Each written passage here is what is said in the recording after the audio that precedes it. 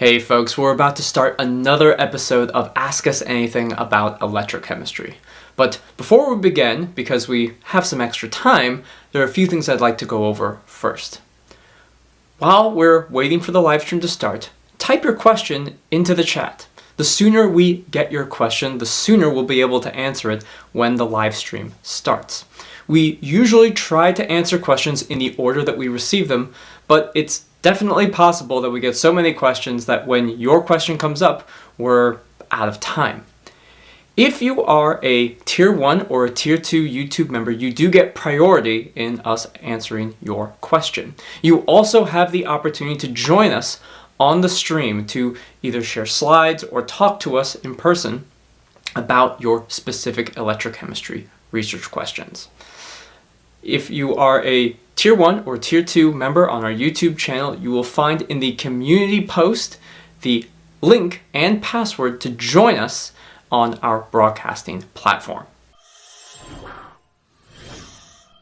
We get a lot of questions about electrochemistry, whether it's through our YouTube comments, webinars, email, phone conversations.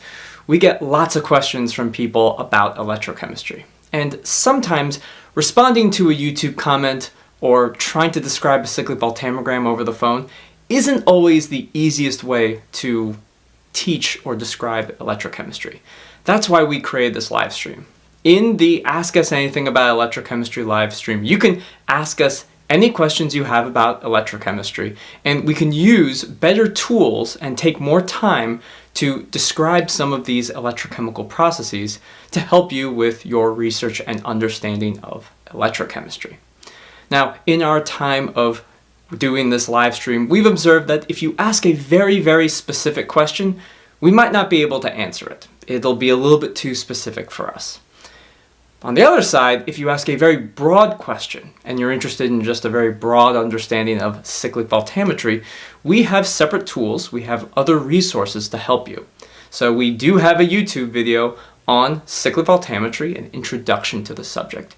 And if you're interested in more of a long-form course on, say, electrochemical impedance spectroscopy, we have a 5-part EIS webinar series for our Tier 2 YouTube members that you can access at any time. Now, if you weren't aware, Pine Research Instrumentation is a company that produces a wide array of high-quality electrochemical research equipment, from potentiostats to electrodes, electrochemical rotators, cells, different types of accessories. Pine Research has been supporting electrochemistry research and teaching for decades. Recently, we have developed new electrochemical simulation software called Aftermath Live. Aftermath Live is an online streaming platform where you can simulate popular electrochemical techniques like cyclic voltammetry. It's a powerful research tool as you might simulate a cyclic voltammogram to support an electrochemical mechanism for your redox reaction that you're studying. But Aftermath Live and cyclic voltammetry simulation is also a very powerful tool when it comes to just learning electrochemistry. In fact, in previous episodes of the live stream, we have used Aftermath Live and our simulation software to answer some of the questions that you have. If you are watching this on YouTube, you can get a 10% discount on your first month of the basic and research editions of Aftermath Live by using the coupon code PINEYouTube10 when you're at checkout. Aftermath Live is a powerful tool and you can cancel your subscription at any time. Go to aftermathlive.com to check it out. Link is in the description below. Our live streams are normally on Fridays from 1 to 3 p.m. They normally last about 2 hours, sometimes a little bit more, sometimes a little bit less. If you miss the live stream, you'll always be able to watch it on our YouTube channel, and in the description we put timestamps for every question that was asked. This way you can look through the description and find the questions that are most relevant to your research and then watch those at your leisure. Also, we apologize in advance if we mispronounce your name. If on a YouTube channel you can put anything you want as a name. It could be a Pokemon, it could be a string of numbers. But if we call you out and we accidentally mispronounce your name, we apologize in advance. Lastly, please do not spam the chat. We've had numerous instances of people either talking about inappropriate things or constantly filling the chat up with some kind of spam. We will remove you if you do that. Let's keep the chat very clean and just talk about electrochemistry. Sometimes it takes a while before we're able to answer your question. So if you keep typing your question into the chat and spam the chat, then we will remove you from the chat. But if it's been a while and we may have forgotten about your question, one message as a gentle reminder is all that's required. All right, I think that's all of the housekeeping things. Now, let's start the live stream.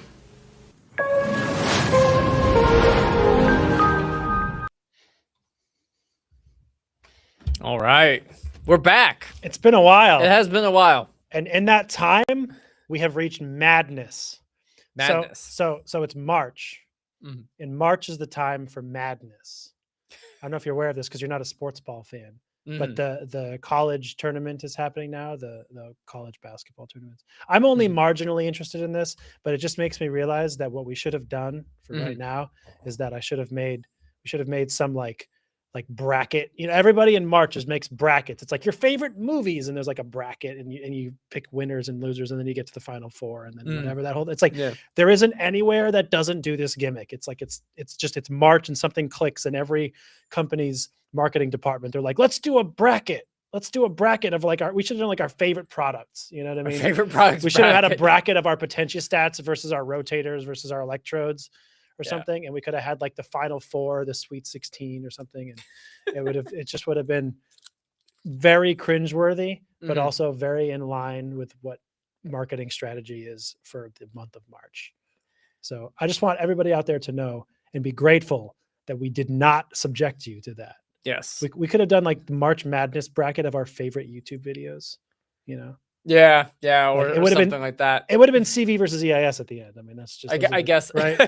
It's going to be CV versus EIS in the championship match, right? Yeah. No, that's true. That's true. Yeah.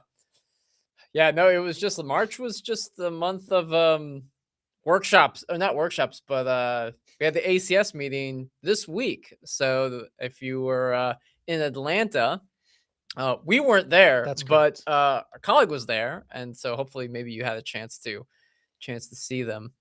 But we're glad to be back. It's been about 2 weeks, and we already got a bunch of questions. So yeah, let's get into it, I guess.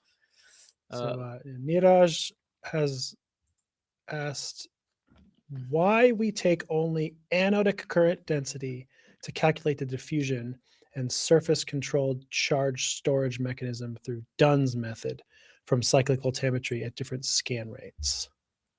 Did you do the Dunn method, or did I do the Dunn method before? Was that a me thing, or was that a you thing? I've talked a little bit about the Dunn method. I mean, what this has to do with, it's that like... is it the B constant with the scan rate? It's the B constant with the scan rate, and it's like, if it's 0.5, it's closer to, diffusion. That's right. And if it's closer to 1, it's closer to like Dunn-Trasati. That's part of this. I'm pulling up a paper because I think I have it's either the paper or it's a paper. How to differentiate capacitances using Trasati and Dunn methods. Yeah. So I don't know. This isn't even a paper. This is like a presentation of some kind. But the person's question in this case is why only anodic current density to calculate the diffusion and surface controlled charge storage mechanism. So I guess to kind of elaborate more on like what the question is, you're interested in why only anodic current density. Some people use both. So I guess what we're talking about is like, let's see, calculate the diffusion and surface controlled charge storage mechanism through Dunn method at any scan rate. So it's like, why only anodic? I don't know that it is only anodic, though. Yeah, so I don't agree with that. Yeah. Yeah. There's no reason why you couldn't use either. I think you just would pick one. So I'm just sort of reminding myself a little bit about this, but basically it's like 1 over the square root versus, or 1 over the scan rate versus something or other. The point is the Dunn method uses a relationship, and you're looking for that exponent or that Mhm. probably the slope once you've plotted it a certain way. Mhm. But I'll just draw very briefly kind of my impression of this, not having done the Dunn method myself, Yeah. but it's something with a capacitive thing. You're checking for pseudo capacitance or something of that nature, right? Yeah. Effectively, it's like if you have a bunch of CVs and you do like different scan rates, you'll have like this is one scan rate, and then you do a slightly faster scan rate, and you get something like this, right? And then I'll just do one more. I won't do this forever, I promise. And then you do a slightly faster scan rate, right? And you might say to yourself, well, why are we only picking these ones, right? We're using these anodic values or whatever, right? And then you again, you make a plot. It's something like scan rate to the 1/2 or -1/2, something like that. And then this is like 1 over, there's something else, but basically you get a slope, and you're looking for, is M 0.5? That's like, is this what kind of what do I have here? Is it Oh, ideal diffusion? Is it not? yeah. Okay, I'm looking Do at you some of have these. some more today? Yeah. Sorry for so- being kind of vague here. It's like normalized capacity, Okay. or no, that's log. They also plot log of peak current. Okay. So maybe Um, I'm showing a case where there's no Faradaic reaction. There's probably a case where there is Faradaic. And my guess is if you've seen people Mhm. using only anodic, it's just maybe happenstance. The person followed up and says, from cyclic voltammetry, we have oxidation and reduction peaks, but generally oxidation peak current density is taken. Yeah. So I was just showing you an instance where there's no peak. I was just kind of making a example of a non-Faradaic kind of reaction where you would calculate the capacitance. But my impression would be that there is no real reason why you can't use a cathodic, and it's probably just you have to pick one, and these examples just happen to pick anodic more often, perhaps. I I can't think think of some another of it. reason.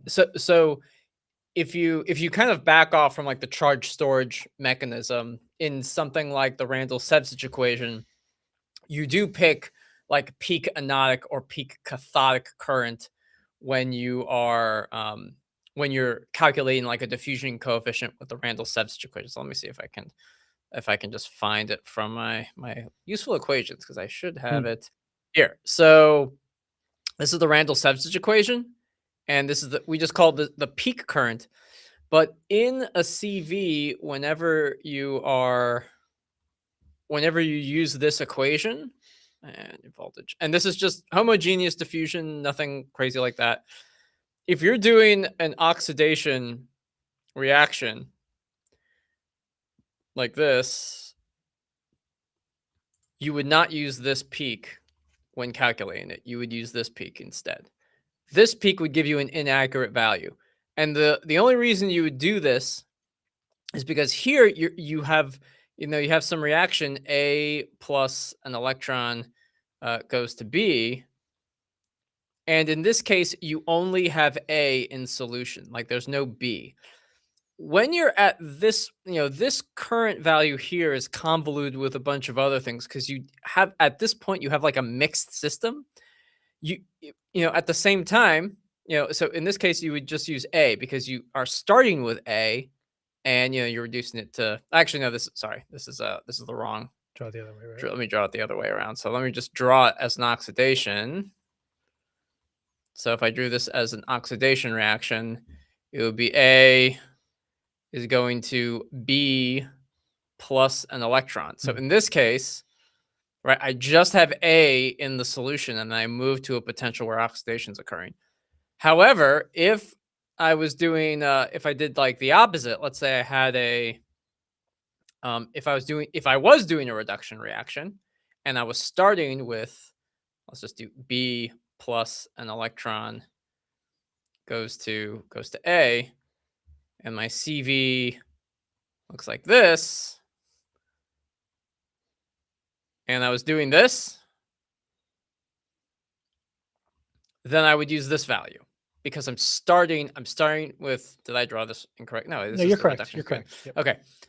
I'm starting with B. There's no A. This current here is at 0. Similarly, this current value here here is 0, like where I'm starting. And so because it's the peak current, right? The peak current, this value will change depending if you have all of A or all of B. So that's the only caveat that I would add to this, because in a way, using the Dunn method and everything, this all has to do with evaluating CVs for charge storage and pseudo capacitance. But it does matter if what your starting material is and what you're either oxidizing or reducing to. Okay, so hopefully that answers the question. I think, yeah, I mean, I think so. I mean, it sounds right. It matters where you're starting, but yeah, like I said, most of that probably falls under the sources you're looking at. Just happen to start whatever at a negative potential, and then they're doing an oxidation reaction first, and so that's the one that you're going to focus on. But I guess hopefully to you that means that if you're studying or want to apply the Dunn method, for instance, to something that you know is a reduction, you're starting up here and you're going like you should still be able to do it just fine. There's no reason why you can't use a reduction reaction or the peaks of a reduction reaction to do the same kind of analysis. Yeah. So, okay. This next question. Manoj says, how to do EIS measurement with respect to what's ESC other than the escape button? And open circuit. ESC and SC. What's SC? I'm not so sure. Manoj, we think we need a little bit more clarification what ESC and EOC is. I know EOC is open circuit. But I don't, what's do you just mean like at a short circuit? Well, yes, it can't be short circuit. Potential short circuit. Yeah, do impedance at a short circuit. I just maybe it's just a set point, like just a. Are you just? I mean, is this my favorite question in the world? Is this? Yeah, it's like, is this your favorite question in the world or your least favorite question? It's my least favorite, but I'm saying it sarcastically. It sounds like you're asking what potential should you do for impedance. So can you please clarify what it is if one of those things is what you're asking? Are you asking what potential to do impedance at or something of that nature? Because I would say either way, the answer to this question, because they're both potentials. At the end of the day, he's asking, how do you measure EIS at one of two different potentials? And so the way that we always do it is whenever you're doing EIS, once you know what that potential is numerically, you should set the EIS baseline to that value. So if the open circuit potential was minus 400 millivolts, you would set the EIS baseline to minus 400 millivolts. Or 0 versus OCP. Or 0, yeah, or 0 versus OCP, because that's what the open circuit potential is. And then you'd apply a sine wave, let's say 10 millivolt RMS, about that potential. And so if the ESC is another kind of potential of some value with respect to whatever else is in your system, tell your potentiostat perform EIS baseline. And so in our software, and I don't know which software you may be using, but and I don't have a potentiostat hooked up, but when you set impedance spectroscopy, you'll have this EIS baseline. This is where you set the value. So if you have a reference electrode, and let's say the open circuit potential is minus 400 millivolts versus the reference electrode, you'd put minus 400, and boom, all of a sudden, that is the potential with which you're doing EIS. And then you can fill out all the rest in terms of the AC amplitude, the initial frequency, final points per decade. But this is where, when someone says I do EIS at a potential, you're filling in this value. And that's the main thing. That's how you do it. And Manoj just said yes, which I assume is an answer to the question of, are you asking what potential? Is it A or B? Yes. Well, I'm guessing you're saying, yes, I want to know what potential I'm supposed to do impedance at. I don't want to go off on this. Every time I go off on this. We don't know what yes is. We said is it A or B? And he said yes. So that's... No, but I think my point is, do I have to give my 2.5-minute rant again? Because I will. We can, or we can share. We can share your short. My short is less angry. Short is Why less don't like- you share the short, Let and me find the short. I'll briefly give the slightly angrier response because Oh. it's not angry, but it's okay. Here's why this question bothers me. Because I don't think you're thinking like an electrochemist. I don't think you're thinking critically enough. If you're asking the question, what potential should I do impedance at? You're not thinking about your system. You're not critically thinking. I would encourage you to think critically, because if I asked you, what potential are you doing chronoamperometry at? Or what Wait. potential are you doing CV? You want me to do it? I can save you a lot of time. You can? Yeah. Okay. See, what is it? Bam. Oh, we're gonna watch it. You can just watch All it. right, we're gonna watch it. It's less angry. Go ahead. Wait, it's not. You got to share. I did share audio. Did I not share audio? Is it? Oh, maybe it's because it's my computer. Oh, let me do it then. Maybe. Yeah, because my computer. Maybe your computer doesn't share stuff. Okay, Well, yeah, because it's my. Yeah, that's right. It's my. So Yeah. I will close that. Let me pull it up. Yeah. Yeah, it's like Probably doesn't let you share audio because your computer's like not proper or something. no. It's just because we're using your audio computer Mhm. to do all the audio Oh, right. during the It's live only stream. coming That's through it. me. Yeah, I've All turned all mine off to minimize any problems. But yours is working. I can take care of that. Let's see. What potential? Share audio tab. Got it. All right. Make sure it's sharing, and I'll play this, and it's not angry. Okay. Yeah. There you go. Yeah, there you go. I'm supposed to be not angry. I want to make this. It is not angry. What potential should you pick for EIS? Electrochemical impedance spectroscopy, or EIS for short, is when a potentiostat applies an AC sine wave to an electrochemical system.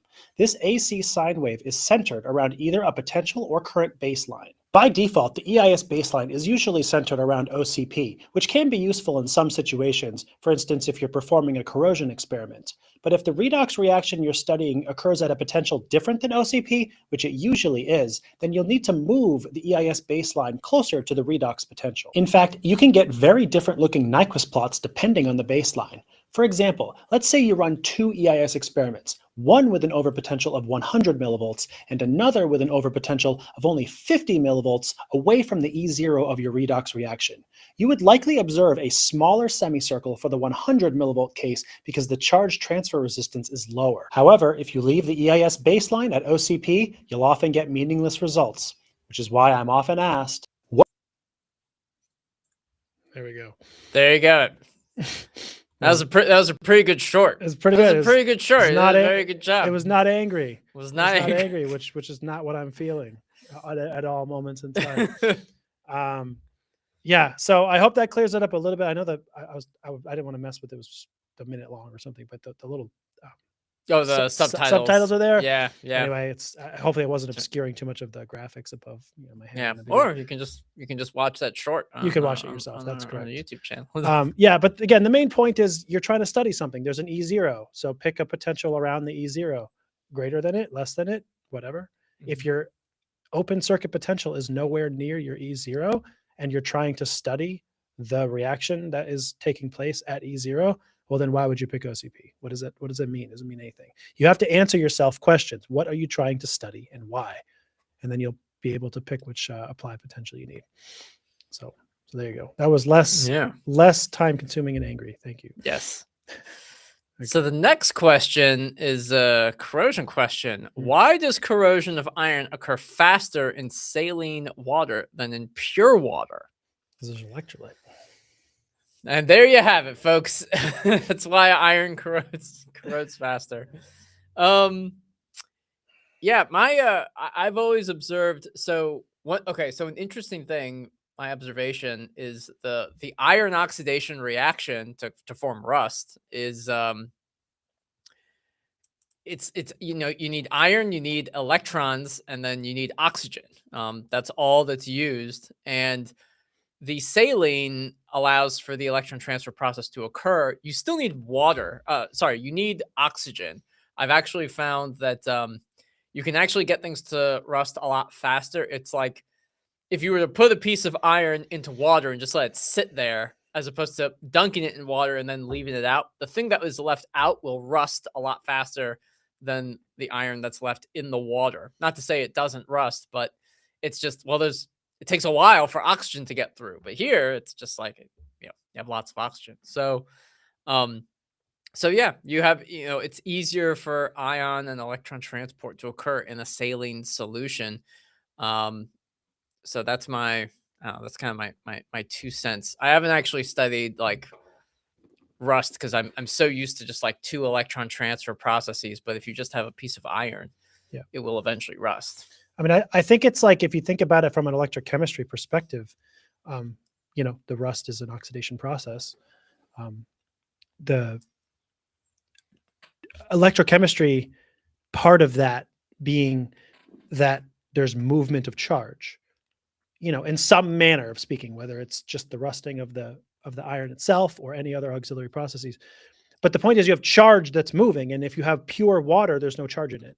Now, obviously, there's, when you say pure water, it's probably like not saline. There might be some ions or some small amounts of salt in it, but like in theory, having water with no salt at all, there's no way for ions to move around. When you have a saline solution, you have plus and minus, like sodium and chloride or potassium and chloride or whatever, can move around, and charge can transfer, charge can move. And so the electrochemistry requires charge to move and charge balance and all these kinds of things. So when your electrolyte, when your solution around the iron has no ability to conduct charge around, you're not going to get much corrosion at all. So having a salt solution is the primary means through which you study corrosion as an electrochemist. And it's a whole field that our company sells products for. But you use a brine solution, for example, to provide that kind of charge, movement by ions in solution to balance your equation and allow the rust to happen. You're trying to make, ideally you don't want things to rust, obviously, but when you're trying to study it, you force it to happen so you can learn about it and learn how to prevent it. Nice. Hopefully that was helpful. Mhm. Chris actually gave us a nice comment. Mhm. Speciation in sodium chloride is also different, which also leads to rust. Which I'm not gonna say like I know enough about the science behind that, but yes. All right. Next question. Hello, guys. Thank you for your job. When we do LSV for getting overpotential values at certain current density, for example, HER, should it always start from 0? Current density equal to 0. I think what's being asked, for getting overpotential values at a certain current density, should it always start from 0? The current density is equal to 0. Well, it's never going to be exactly 0, most probably. Well, you're going to have background stuff, Well, normally, like if we're doing LSV, yeah, so there'll be a little bit of background current when you start, but generally speaking, it starts at like, and most of the time for these HER studies, they're looking at like 10 milliamps per centimeter squared or something like that. So starting at 0 milliamps per centimeter squared isn't too difficult, only because a couple microamps is effectively 0 on that scale. Right. But should always start from 0. I guess I think so. I'm not. Well, I mean, ideally, yes, but I guess that's almost like I'm not sure what you're asking, because it's like if you're studying HER, for example, with LSV, you might have the HER happens at 0 volts versus an HE. So if this is a voltammogram plots and this is whatever, this is 0, and it's like you're scanning negatively, so you'll have something like this, and then either makes a peak or it just goes down, but like you're looking for this decrease in current around 0, and it's like, okay, so this, whether this is I or I'll say I or J, because this is a current, so if you're normalizing it to current density, whatever the point is, it's still looking at current. It's like, is it exactly 0 here? Well, not totally. Like there might be a little bit of a background. So it's like you have one of two options. Like if you're scanning, if you're doing an LSV and you're sweeping the potential, you're gonna have some background current, like no matter what, there's a little bit of double layer charging or whatever. But to Alex's point, if this here is like, microamps or Well, it's like 1 nanoamps, milliamp or something. right? Yeah. And down here, this is where you're looking for your, 10 milliamps per centimeter squared or whatever. Well, a microamp might as well be 0. Like, so if you're waiting for this to be like, well, why isn't this exactly 0? It's like, well, that doesn't matter so much. And if you really care, you can also like subtract like backgrounds. Like if this is, from like 500 millivolts, whatever, down to 0. And like from like, maybe it's pretty flat here from like this region, you could subtract that and say like, this is my background process. So this is like, this is a microamp here. So I could just subtract a microamp from every point and artificially make it 0, so that you're looking at like, what's the difference between this point here and this background. And that's a way to sort of, quickly kind of background subtract, so to speak. But if it's not exactly 0, I don't think you need to worry so much about that. Just as long as you're comparing your current density at where you're looking with some amount of potential, like in this direction, like before the HER happens, so you can compare. Whether it's exactly 0 or not is not like, shouldn't matter that much. Is my impression. So Yeah, I agree. I think it's only when like, if you're starting your LSV and it's like, all right, we're starting from like 3 milliamps. It's like, well, stuff's already happening at that potential. You could start more one direction. Do the OCP first, and then use that to determine the potential you start sweeping from. And then do impedance at OCP, because that's where you should do it. That's right. And sorry, and then couldn't help myself. Oh no, this is way up your alley. I don't know why this question bothers me so. No, I know why it bothers me so much. Oh yeah, I wish it didn't bother me so much, but it does. Oh no, it's all good. We got a question from Doolies. Good to see you again, as always. Hey guys, quick question about enzymes. Can you give insight on a nice publication that involves immobilizing enzymes on a working electrode surface for redox active biocatalysis purposes? It's a good question. I don't think I a paper. I know people. I think Shelley Mintier would be a good person. She does that, doesn't she? Shelley Mintier does a lot of bioelectrochemistry, bioelectrocatalysis, putting enzymes, putting films on electrode surfaces, and trying to look at catalysis. So I'll pull up her page. Yeah, Shelley Mintier is a good friend of like us and our company. Personally, we know Shelley very well. She's brilliant. Yeah. And here's I'll just share her. She's at, was it Missouri? I think she's at Missouri now. Missouri M&T, S&T. S&T, that's what it is. S&T. So okay. Shelley Mintier.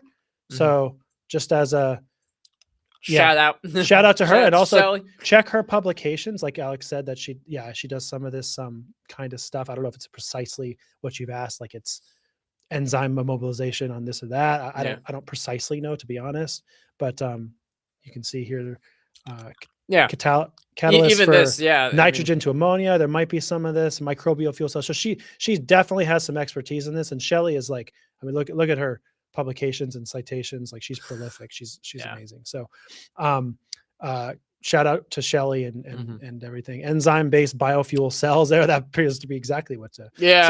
I think the answer to your question is everything that Shelley Mintier has ever published is probably what you're looking for. Yes. So that's one person that we can definitely vouch for. Take a look at her publication record. You might find some good stuff there. Yeah. Hopefully that answers your question.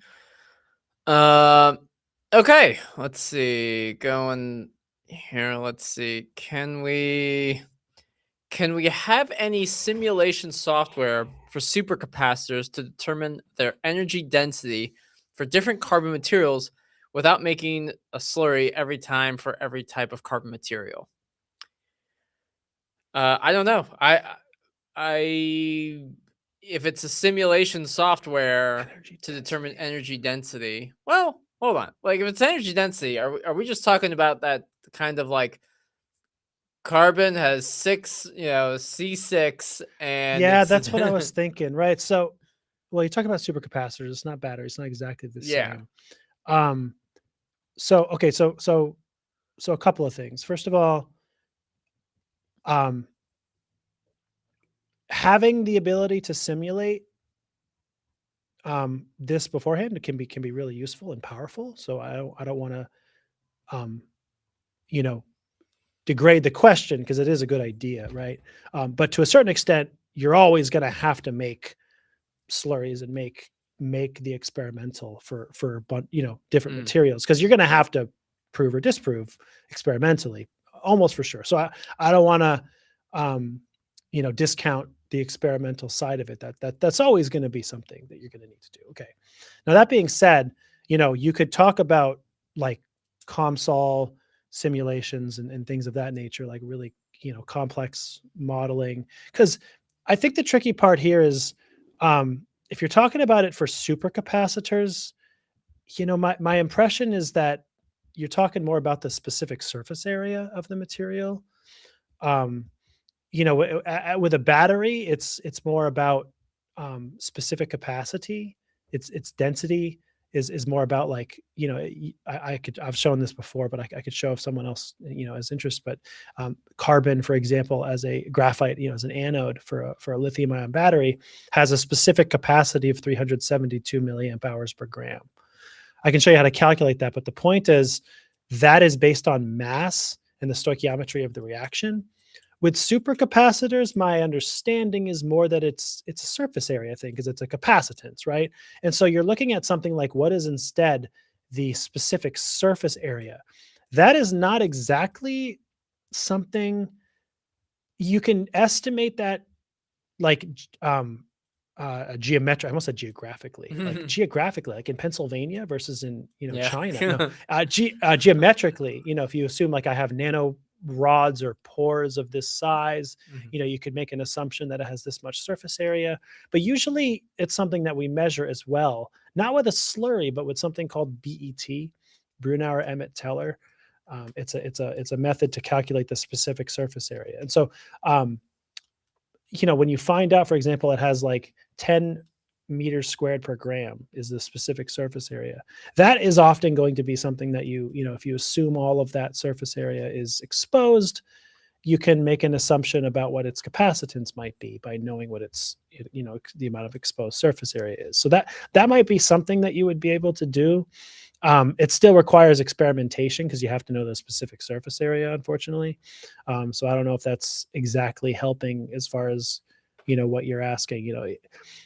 But if you're going to do some simulation of a bunch of different carbon materials, you have to know something about your carbon materials. And so you got to know what is it that you know about them is kind of my follow-up question. Do you know their different mass, their different density, their different specific surface areas? What is it about them that's different? Because what you know about them might be able to lead you to what kinds of things you could simulate. Because if you don't know much about them, then your only choice is to do experimentation, right? But if you do know some physical properties of them, there might be a way to do that. But I do suspect that some of it would be, let's just say, manual in some sense, because the differences in the surface area, the differences in something like that. Well, you're going to have to do some calculations yourself, for example, to try to make some calculations, about which one has a better, I guess in your case, energy density. But I don't know. Energy density is usually like with supercapacitors, I would assume you talk about specific capacitance and anyway, the terminology or the exact I guess variable or quantity you're after could depend, but all the material, the properties of carbon. Oh, provided that we know all right. So material all the properties.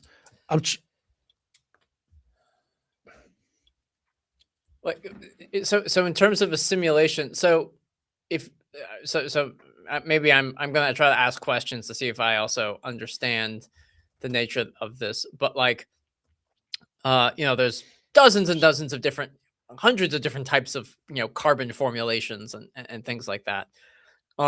If you know all the material properties of that carbon, can you figure out its energy density? Which I know you say is different than that for like a battery, right? We're not talking about, because when I think about carbon for batteries, it's like its ability to store charge or lithium ions and stuff, but that's not the case with a supercapacitor. He's not also talking about things like delta G values or something like that. To determine their energy density. Wait, he says yes, exactly. A or B, yes. A or B, yes. Exactly. So maybe I need okay, I forgot what exactly. I was just looking at. I'm just thinking about units. Like you're talking about energy density. Yeah. So a joule is a coulomb per times a volt. So you're talking about, if you're trying to estimate energy density, for instance, it would be like specific. I mean, again, that's why I'm thinking like capacitance is the more commonly used one. Specific capacitance. How would you calculate the specific capacitance, like in theory, based on the properties? Like I have to think about that a little bit. I'm not sure I know. Like the properties of the carbon. What is its theoretical capacitance going to be? I don't know how you'd figure that out exactly. It just sounds like a PhD project. It does. Yeah, it's like develop simulation software for supercapacitors, or just work out, based on which properties. Like capacitance is something we typically like from an electrochemistry perspective, like you're talking to two electrochemists, right? Yeah. So like capacitance is something that's like you can calculate the capacitor. I'm just pulling up so I don't say something dumb. Like capacitor, like it's the dielectric constant over the diameter squared. Hang on. Like if you're talking about the capacitance, it's the dielectric constant times the surface area divided by the distance. So like, or dV/dt. Like there's ways to calculate the capacitance, but most of the time we measure it, which is why you're asking like, well, what do I do? Whatever. The capacitance measurement before we even get to energy density, because that would just be multiplying by a voltage. If we're talking about like, well, I have all these carbon materials. How do I estimate what their capacitance is? Like I mostly know. Well, I know how to measure capacitance. You could do impedance spectroscopy. You could do cyclic voltammetry, and you can calculate the capacitance that way. I'm not precisely sure how you would simulate it, though, is my point. Like, and if you can simulate it, which properties are you using to simulate it? Because to calculate a capacitor, you could think about it as like charge over a voltage change, but like what properties are giving you charge? This is a measured quantity as well. Yeah. You're talking about dielectric constant. So would you assume a dielectric constant of water, surface area?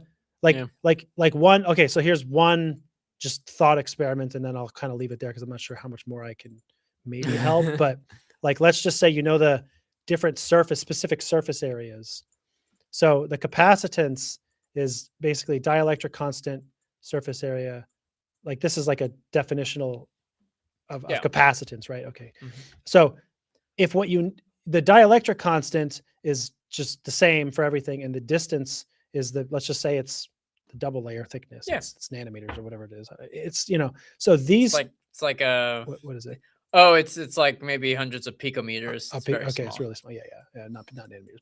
Yeah. So these, for instance, and maybe the thing that is different properties of carbon is the surface area, because they have different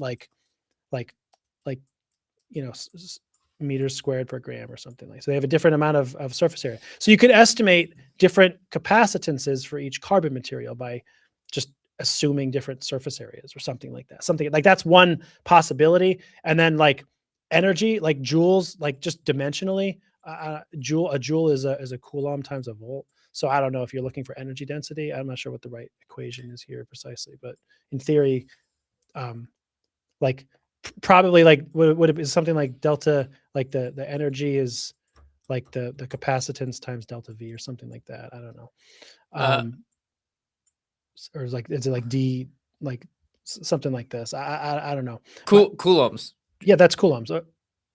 Which I thought you said, I thought that's capacitance. I'm sorry, I'm mixing up. Yes. Yeah, I know, it's a Too lot of many units. C's. Forget it. Yeah, forget too about many that. C's. That's Yeah, coulombs times yeah. voltage. Coulombs is equal to capacitance times voltage. Yeah, I'm mixing up coulombs. And Yeah, capacitance. I'm doing no, the thing I that I get it. like tell people not to do. Hey, be careful about units. Yeah. I mess Anyway, this up all the time too. just as a point, like if you have all these properties of your carbon materials, you could in theory like He also has a comment too. Oh, is He just wanted to say, by knowing material properties of carbon, we can know specific capacitance without doing slurry by any software, because so many carbon materials with different properties, making slurries is difficult. yeah.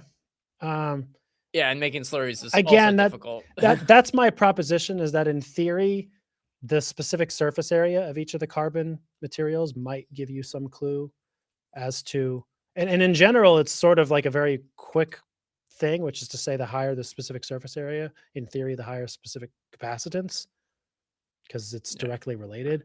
But there's probably other things that are going to be at play that are going to affect it too, which is why you kind of have to make the slurries of each of them.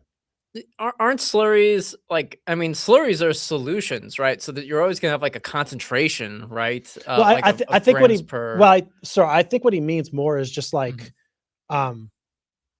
having to not physically make every combination experiment and do the experiment out. Trying to save some time or screen stuff, which is reasonable to want to be able to do some of that. Oh yeah. I totally understand that desire to save yourself some time by screening beforehand. But again, all I can think is that you can know the specific surface areas, and then maybe that'll guide you. Otherwise I don't precisely know what of the properties will help you calculate or know. And again, some of it's like they have different levels of conductivity that might make a difference. Yeah. They have different levels of agglomeration. Yeah. Those are things you'll discover as you test them for real. Yeah.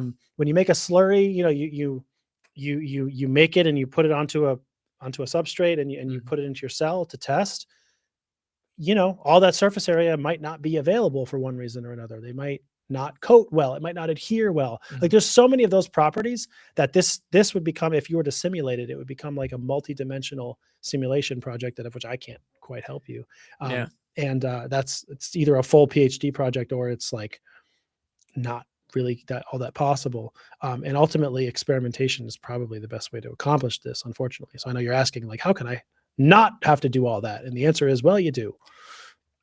But also, like, I remember you told me, and I know this doesn't necessarily apply to supercapacitors, but like getting you told me about anodes and batteries that, like, I think you said like you want like ideally you think like the largest surface area is going to be the best, but it turns out like no, there's actually like if you try to go for like super high surface area, the battery doesn't work very well.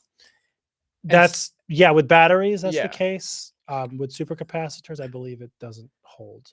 But similarly, you may find that there's like a non-linearity. Yeah, it's not true. just some that's kind almost of, for sure the case. Yeah, it's not just like, oh, if I just keep it, with this property, and this property, this should give me the maximum. But there's always some like interdependence between them that causes some kind of issue. And you're pretty much only going to find that through experimentation. So I think you can do some back of the envelope stuff. Maybe it makes some assumptions like, well, I have like these 50 carbon materials, but let me just try these 5 because these have the best surface area or whatever, something like that. You can try to narrow things down logically, but ultimately you're going to have to do experimentation.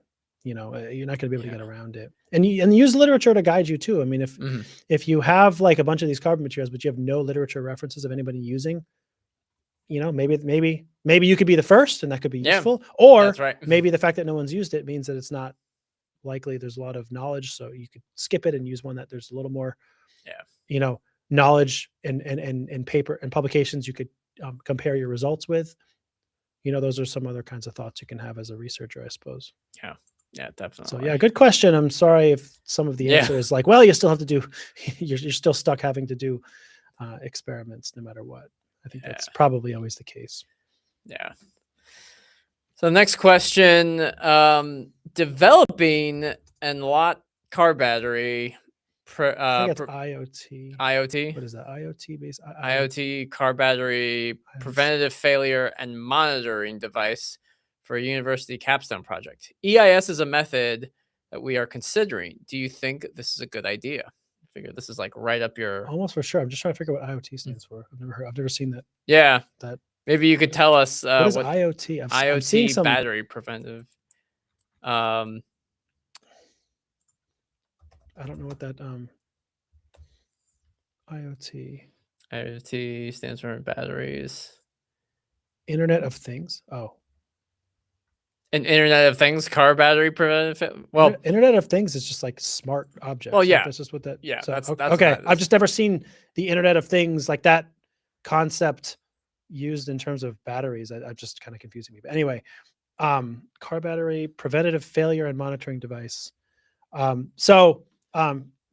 Yes, actually, you're speaking directly to like Yeah, what that's I did right. when I was a postdoc. Your postdoc research was Yeah. exactly on this subject. It was precisely on this topic. My postdoc research, in part, was based on using impedance as a monitoring tool for failure prevention. So yes, I think it's a good idea.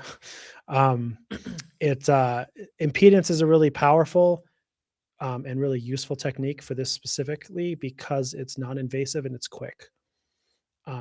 What I specifically looked at was high frequency pulse with a very simple empirical relationship between, for instance, like battery internal temperature and some impedance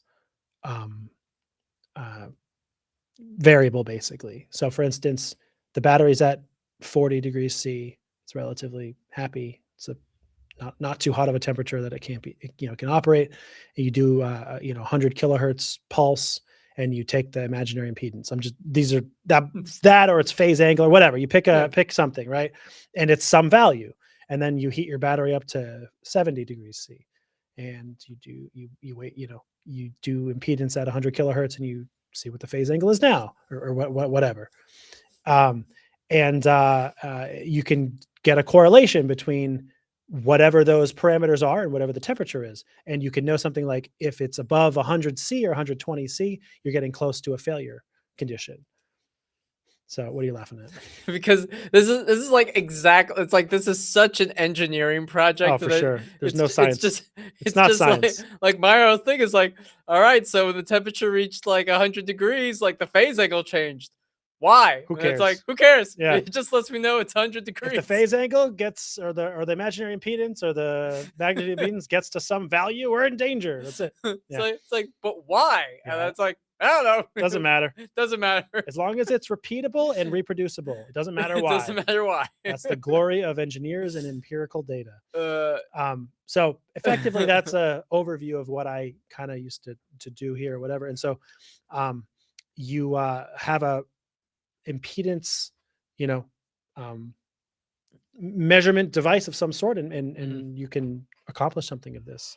It's a really good way to check. People have used it for various states they call it state of health, which is either the state of charge, the temperature, overcharge, over discharge, the battery's active voltage, whatever it is, right? Whatever parameter leads you to the conclusion that your battery is in good shape or in terrible shape. Impedance is really useful in that regard, for sure.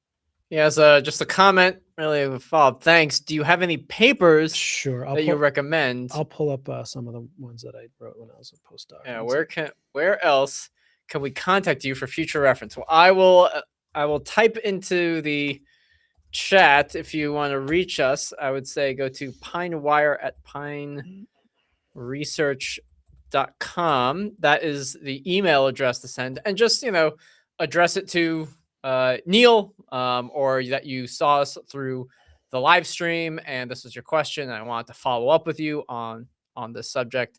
So that's the best way to reach us. All right, let's see. This is the main one. Yeah, this is a good one. Where's the DOI? This is the main one that I published that is along the lines of what I'm talking about. Copy. Okay.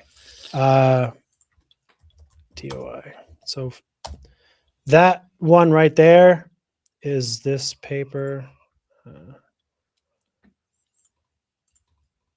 This is one I published, I don't know, a while ago in 2015. So this is a single point impedance diagnostic for internal temperature. So it's exactly what I described. I went over it in here. I think it's imaginary impedance is what I use. Yeah. So basically you can see I used a bunch of different temperatures. I monitored the impedance. I don't care why it works, but it does. And I get so it's sort of a whatever this relationship was. I don't know. I did it a while ago. I don't remember all the details. But you have this great like mathematical equation. It describes this thing. I was just like, but why is it that the phasing affects it? I believe it was largely Arrhenius, whatever. So if it's an Arrhenius expression, it has some basis on you could assume the activation energy or pre-exponential constants and all these things. Mostly it's made up, but it works. So this is you can look at this one. I might have one other paper that was involved. I don't really remember, to be honest, if that was the only one. There might have been one or two that I did that I showed different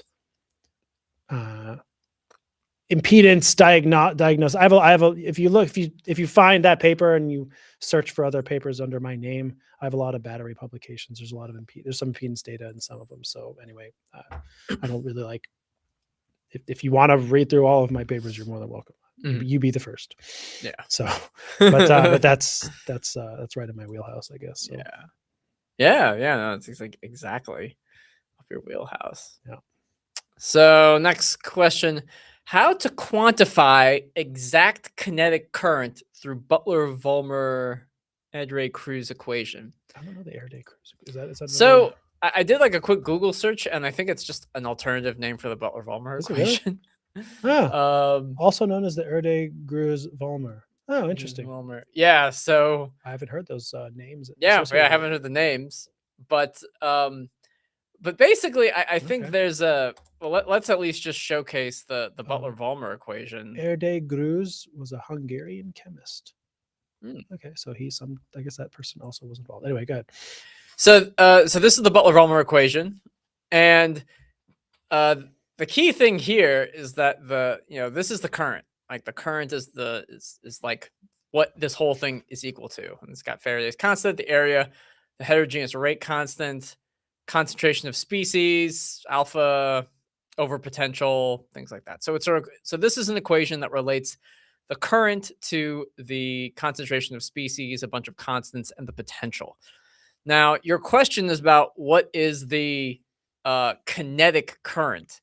And the truth of the matter is, if you look at all of these factors, everything here is kinetic.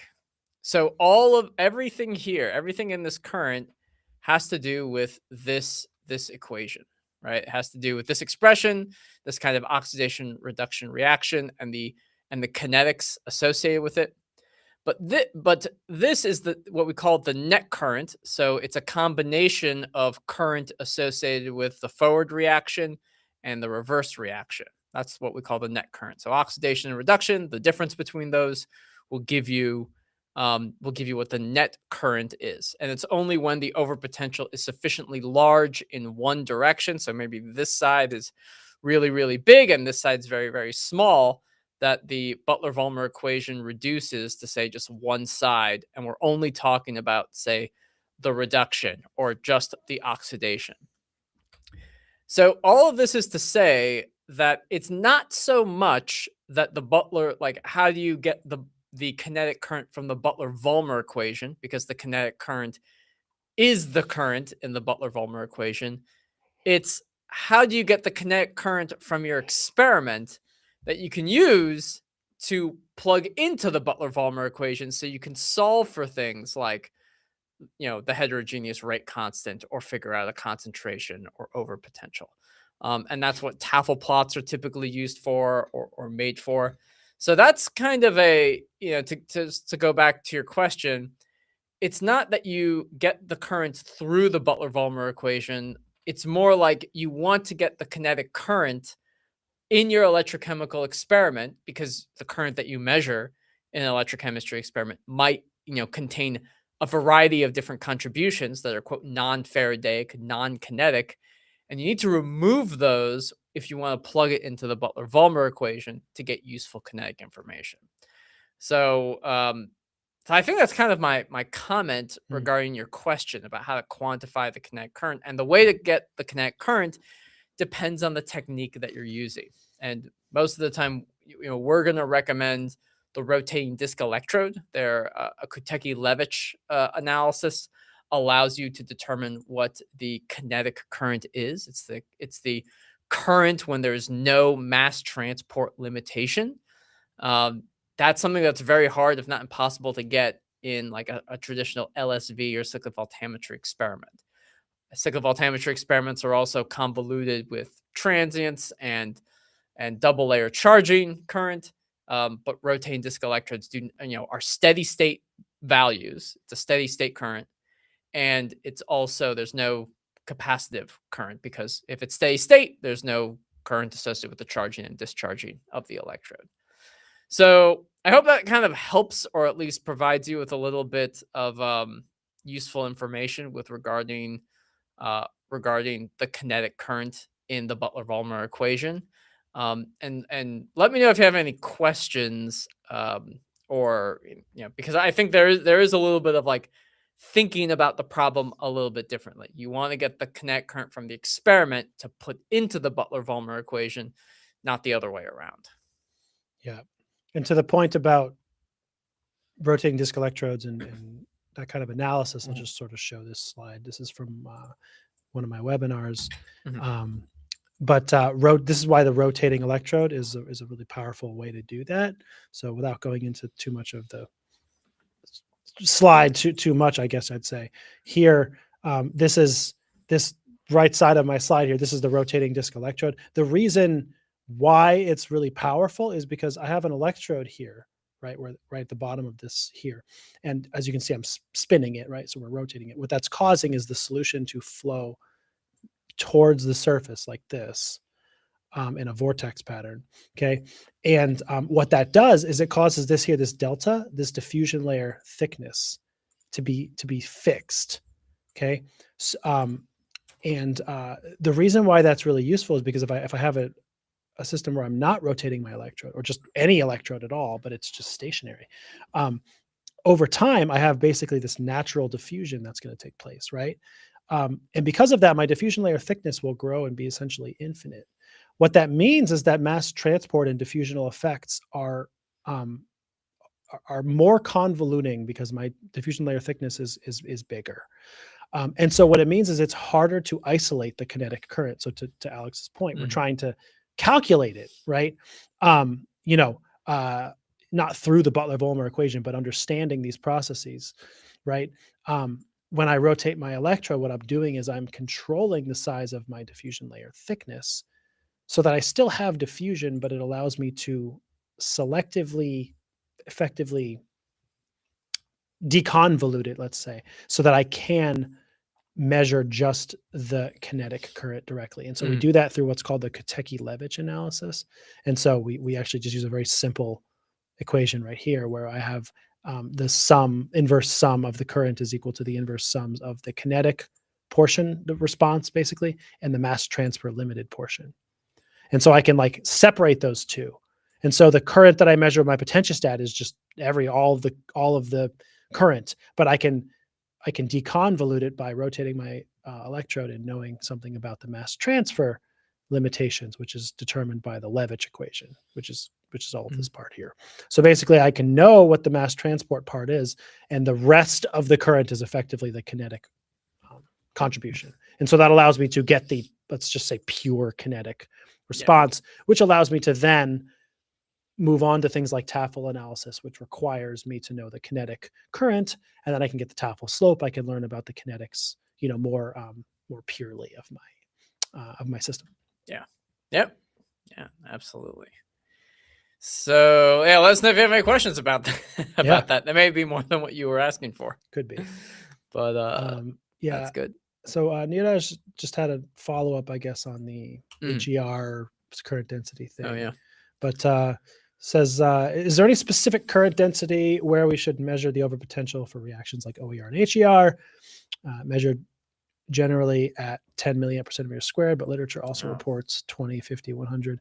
Yeah, honestly, there isn't an answer to this, and it's 10 milliamp per centimeter squared is probably the most popular, most commonly used value, but it's arbitrary, right? It's totally arbitrary. The idea, of course, is that you can compare things when we normalize the current to our surface area, and we check, what our overpotential is with someone else.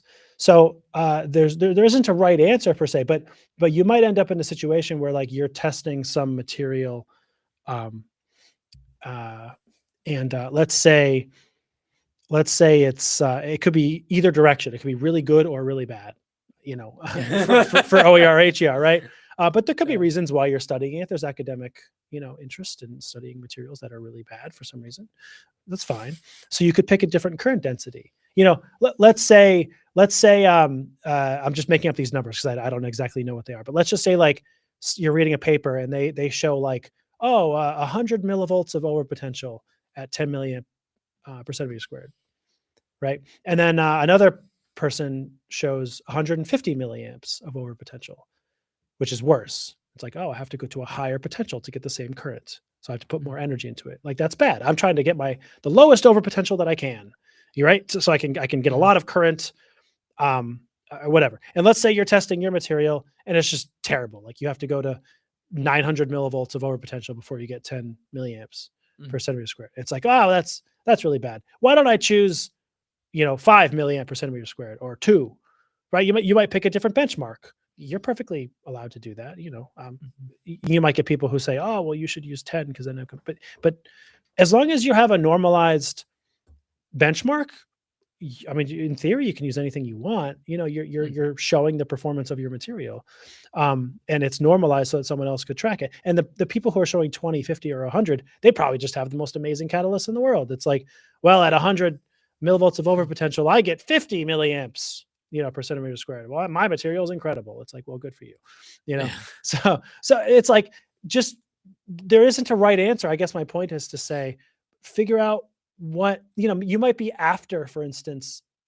an overpotential, bless you, rather than a specific current density. Like you might be thinking like, well, if I have to go more than 100 or 200 millivolts of overpotential, at some point I'll have way too many other side reactions. So I'm going to pick a current density that's more in line with like max 200 millivolts. You might make that decision. And also, frankly, the data starts to get pretty crazy as you get really, really high overpotentials. Like you might have bubbles happen at your electrode. It might get messy. Yeah. The voltammograms might start looking kind of bad. So you might practically tell yourself, well, I can't get to 20 milliamps per centimeter squared because like the data starts looking bad. So I'll just stop at 10 or 5. And that might be a reason that you pick that for yourself. So it doesn't really matter. Just pick something that works with your data, frankly, because it'll allow you to more like confidently discuss your reactions. It'll allow you to sort of, more have a grasp on what's happening with your specific system. And as long as you're normalizing things, you'll still allow, if someone, let's say you try to publish a paper, for instance, and someone says, oh, well, you stopped at 5 milliamp, per centimeter squared. Well, I want to see what happens at 10. The counter argument is like, well, it's still comparable because someone else can compare what their overpotential is at 5, milliamp per centimeter squared. Also, it's still comparable, even if the number isn't exactly the same. So just keep that in mind. Don't get so hung up on exactly what the number is. Try to reach a conclusion based on your data that makes sense and shows, what your catalyst can do. I guess that's specific to your catalyst. Yeah. No, and also, I think the literature itself, you'll just find so many different reports. Yeah, exactly. Even if it's like everyone's trying to unify around like 10 milliamp per centimeter squared, there are just going to be some reports somewhere that are going to have something a little bit different. You almost can't control that. Exactly. Yeah. So don't get hung up with that too much. Oh, Someone asked about aptamers. I don't know much about aptamers. I'm not sure if you do. I know stuff about aptamers, but there's just no question. It's just could you please help regarding aptamers? Psh, It's like, all right, Yes. but just what's your question about aptamers? I don't know what your question about aptamers I don't are. know much about aptamers, to be honest.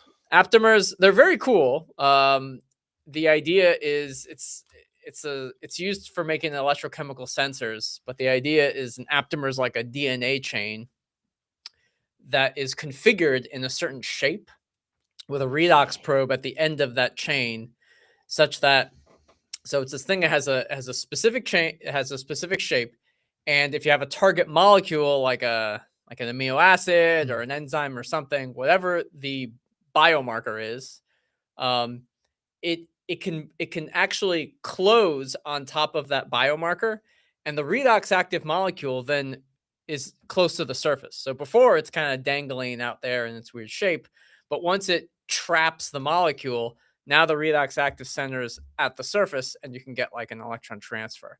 So because it's just DNA base pairs that make up the aptamer, you can effectively make any kind of sensor. You just have to create the shape via DNA and length, and then you just put a redox target on the end. And in principle, you now have a sensor that's unique, very specific for finding You tailor that redox. you part tailor that or whatever. redox molecule. The tricky thing about aptamers is that making the aptamer is very challenging, right? It's hard to synthesize these types of things.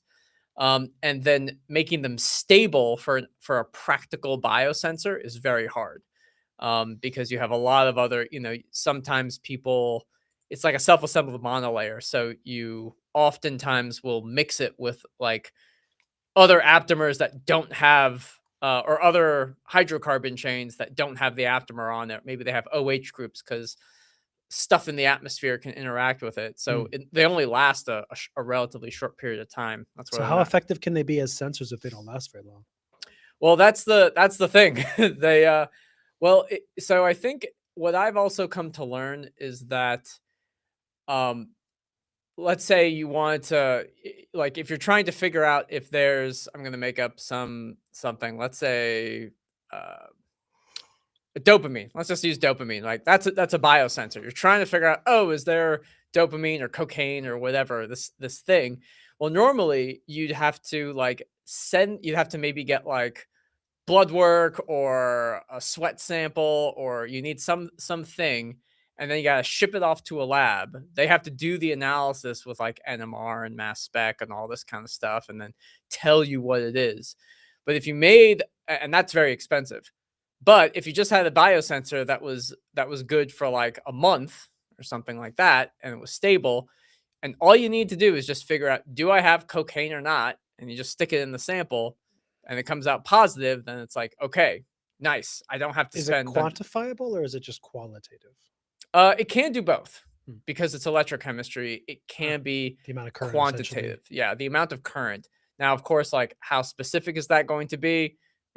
Questionable. There's a lot of R&D that goes into these. But if you think about like a glucose sensor for people with diabetes, it's like there's a lot of variability in terms of like what your blood glucose level is at any given like time of day and stuff. So that's right now the most popular electrochemical biosensor.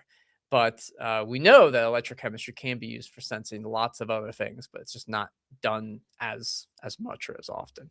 Yeah. But anyway, that's my 2 cents about aptamers. They're pretty cool, hard to use, lots of research going into it. So electrochemistry is very sensitive. yes, Make sure you be very kind to it. It's got hurt. Its feelings get hurt. Yeah, very very very easily. It's sensitive. Yeah. So looks like I have a question that just came in. I mean, I think we're skipping this Hamlet question, right? Because I don't know what that is. Yeah, like there's a question. It's a non-electrochemistry question, right? It sounds like it's a joke. Like we're waiting for the punchline. I don't know. Oh yeah, It's like why did Hamlet do this? because the pun. chicken crossed the road. Oh my gosh, that's funny. Also, I hate Shakespeare, so I don't really know. Mhm. Yeah, that's why I went into chemistry. I don't like Shakespeare. Yeah, I can never understood it. I could never read Shakespeare and understand Like it's like I'm reading a different language. Like Oh well, yeah. It's like words and language like and stuff. the Shakespearean English and stuff. It just always threw me for a loop.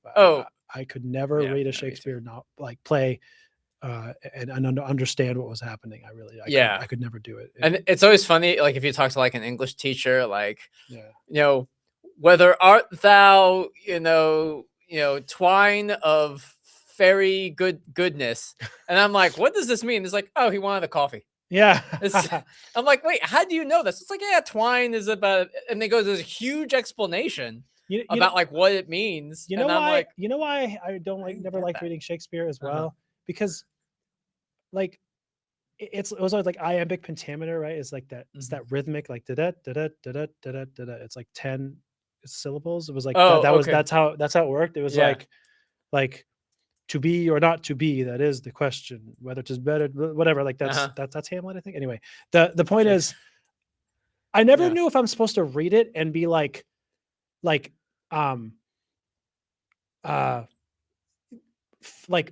read it rhythmically or read it to understand, because I don't know, like I'm a musician, so like for me I like rhythm and music and stuff, and it's like if I'm reading the words like and just ignoring the rhyme and the poetry of it, I might be able to understand the context. But if I'm reading it and I'm trying to be like pay attention to what's rhyming, I'm just gonna enjoy the flow like musically almost, but I'm gonna miss what is happening. I have no clue. Like I would be like, oh cool, like mine rhymes with dime. What's he talking about though? I have no idea. I don't know, but that rhymes. It's cool. Like that's all I'm getting. I don't know. I'm definitely not an English major. There's a reason for that. Yeah. So, but this is asking something about electrochemistry. That's right. So exactly. It's not asking us anything about English. About Shakespeare. Shakespeare. Because I don't know anything about Shakespeare. Yeah, so you came to the wrong place. Yeah. But this person, Alvaro, wants to know, how would you do I assume CV, of a really, really air sensitive compound? Well, first of all, you're probably gonna need a glove box. My company makes it, and it's often very possible to get electrochemistry, a whole setup that can be constructed and or put into a glove box. There are potentiostats as well that can operate within a glove box. So, for example, we have one called the Wave Now Wireless. I'll show it. You bring it up, yeah. Go ahead. I'll just bring it up so people. Wave Now Wireless that is ideal for this exact situation. So it's a potentiostat that, as you can see, it's pretty small. Has a Bluetooth connectivity right there, that dongle, so you can connect to your computer outside of the glove box, and you can have your whole setup inside the glove box. It's pretty convenient. Otherwise, your only other options are to either have a potentiostat outside and have like a feed through, which has some problems associated with it, but you can do it. It's hard. It's hard, and sometimes it adds a lot of impedance and things like that, but you can basically connect from outside to inside the glove box using a cell cable feed throughs and various other things. And this is also tricky. It depends on how well the cell seals and stuff, but you can basically create the cell inside a glove box with air sensitive components. And if you have a cell that seals very nicely, right? Like you can construct it in the glove box, you have your air sensitive components, you have your electrodes, and you have like sealed components with O-rings or with otherwise, then you could take it out of the glove box and do the electrochemistry on it, but you have to hope that it's not like leaking or, that it stays sealed. Yeah. And not every, if it's really, really air sensitive. Yeah, right. And that's the thing too. It's like O-rings will seal pretty nicely, but they can be air and liquids like tight, but not forever. They breathe, quote unquote, so to speak. I mean, he put 2 reallys. Like when he says really, really, I'm like, man. Like that's not going to work. If it was 1 really, I'm like, okay, maybe. But 2 reallys. But 2 reallys. Oh no. I mean, if you did 3 relays, you'd have to do it in outer space. Yeah, ultra high vacuum system. Ultra high vacuum. Yeah. You just you'd have to go out into the International Space Station and do it. Yeah, to do it there. That's the only way to do it. So yeah, I mean, basically, you're going to need a glove box, and you're going to have to determine, what you have, if you have the ability to do electrochemistry inside the glove box with a potentiostat there. Otherwise, you'll have to take it out, or do a feed through, and that's less ideal. So ideally, you'd have a potentiostat in the glove box as well, and that's the best way to accomplish that kind of air sensitivity. And that's pretty common, honestly. A lot of people are doing It's exactly. There's a lot of inorganic synthetic chemists. and non-aqueous situations that are either air or water sensitive or both.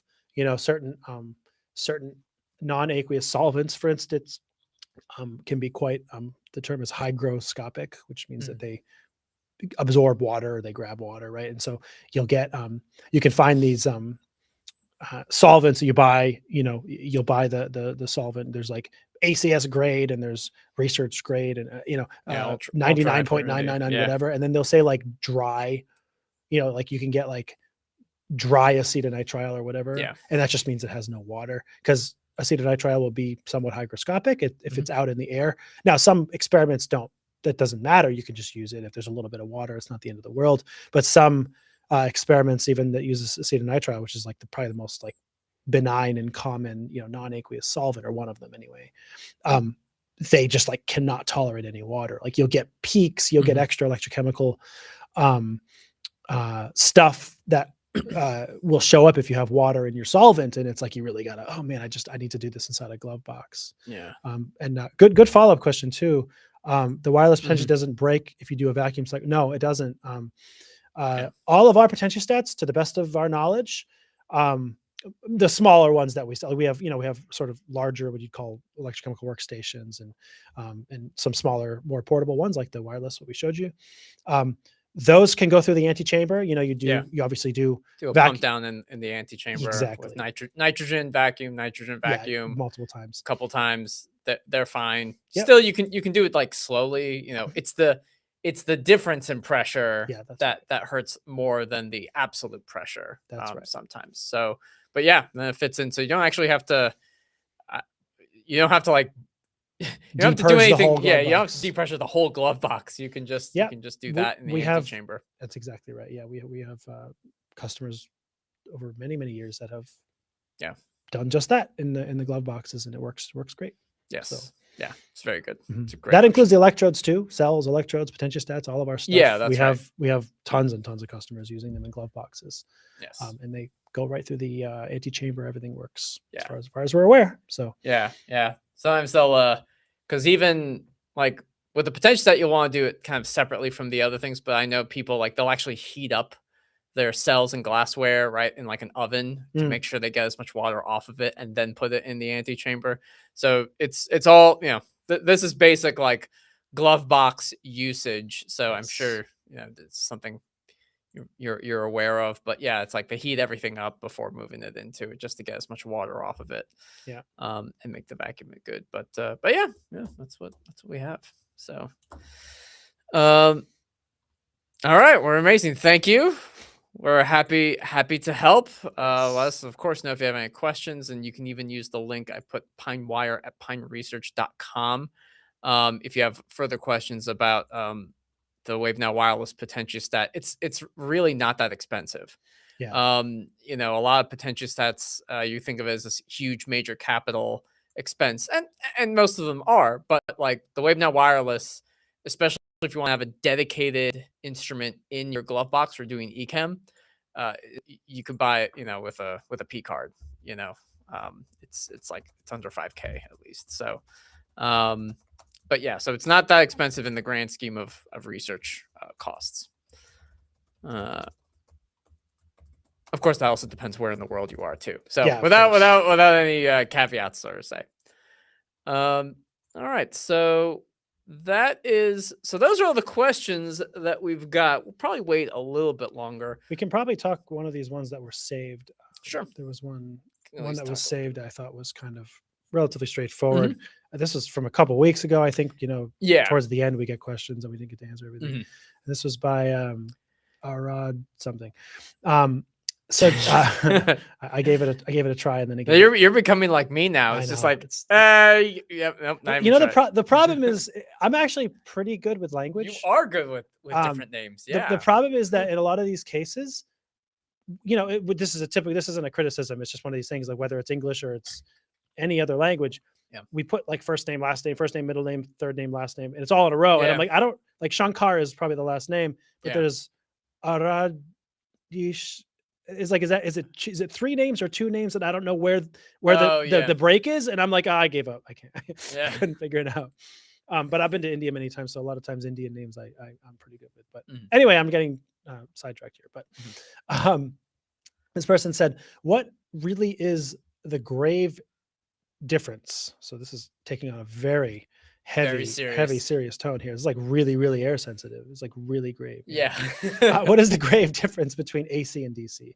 Why do they exist, and how do they function at an atomic level? I mean, that's a bit much. Why are both of them good for their respective uses? So one of the answers lies in a webinar I've previously given, which is where I talked about impedance spectroscopy. The first of all this webinar theory, I talked about impedance. A way that I can answer this question is to talk about why AC is useful, I think, and I'll sort of paraphrase my webinar, what I go into a lot more detail on. But in electrochemistry specifically, you often have a lot of processes that are occurring at the same time. You have diffusional processes, you have kinetic processes, you have Faradaic, you have non-Faradaic, you have charge transfer, you have capacitance. All these processes, they're all happening, and depending on the potential that you're at or what have you, all of these things are happening at the same time. They're all happening simultaneously. What's critical though is that they're happening at different speeds or different time scales. Okay, so for instance, charge transfer resistance. What happened? Oh, we lost. This happens from time to time. See, look, we're losing the illusion. We lost the green screen, but we're losing our green screens. No, we're not. We are really in a blue room. Where's my meme? So I'll continue. Yeah, continue. Right. So you have all these processes, and something like, for instance, charge transfer resistance happens relatively quickly. Mass transport or diffusional processes tend to happen a little more slowly. So you have this combination of things that are happening, some fast, some slow, but they're all happening at the same time. Okay. Now, a lot of the time, maybe not every time, but a lot of the time, with DC methods, you simply don't have the ability to deconvolute or to probe each of those processes that are happening at different speeds. With AC, you do.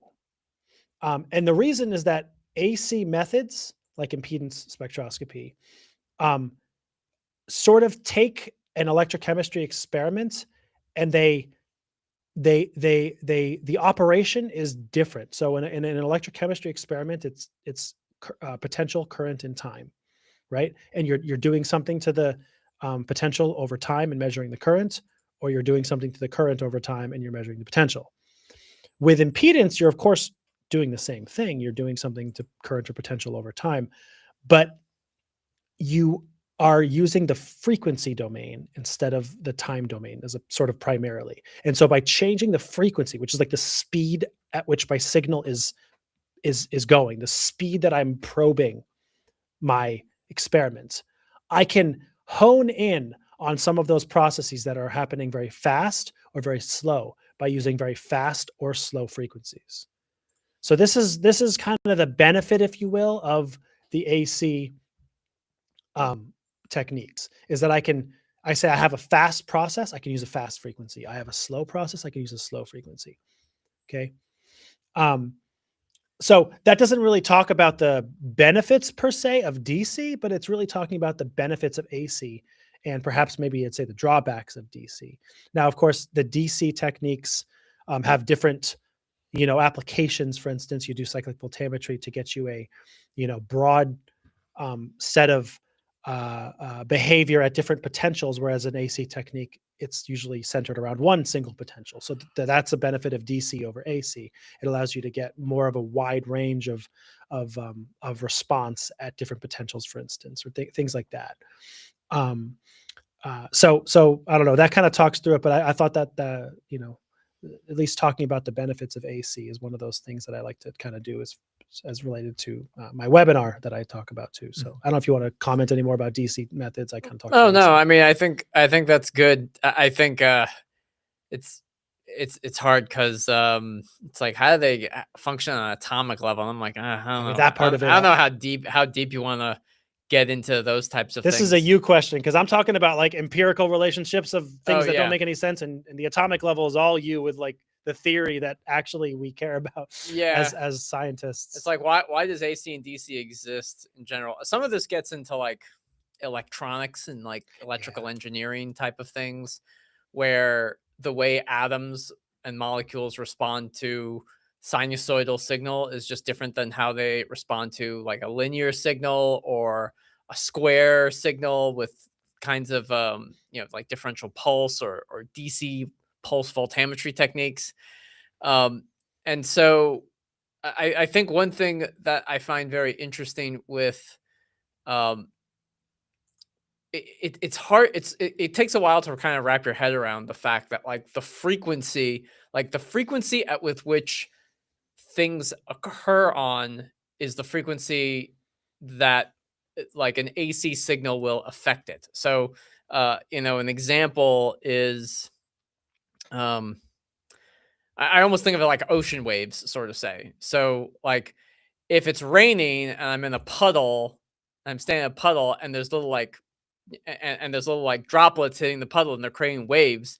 I'm not affected by those waves. I'm too big to feel those waves. Similarly, like if I'm like at the beach and the wave is the same size as me, then like, well, I feel it when a wave comes my way.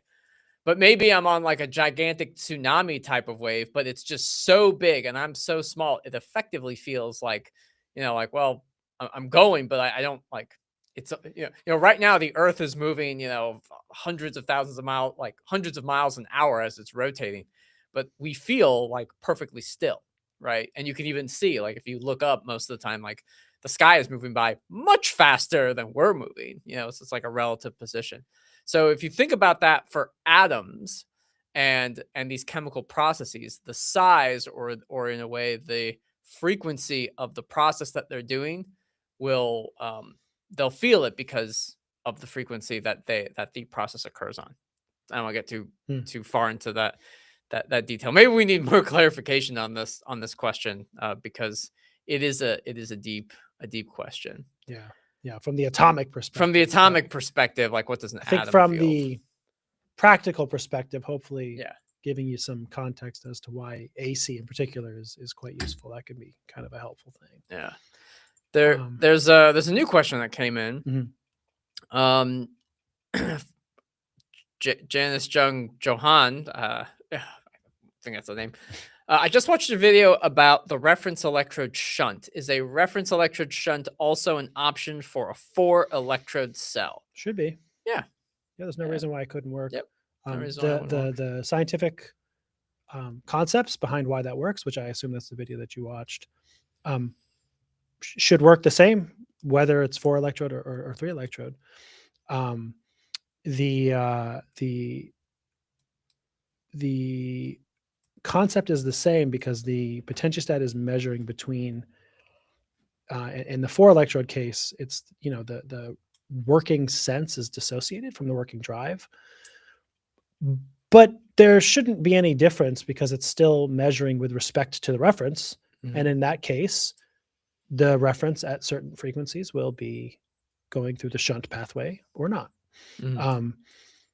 I don't see any reason why they would. I guess the kind of interesting question, follow-up question is why would you want to? Because very often with a 4-electrode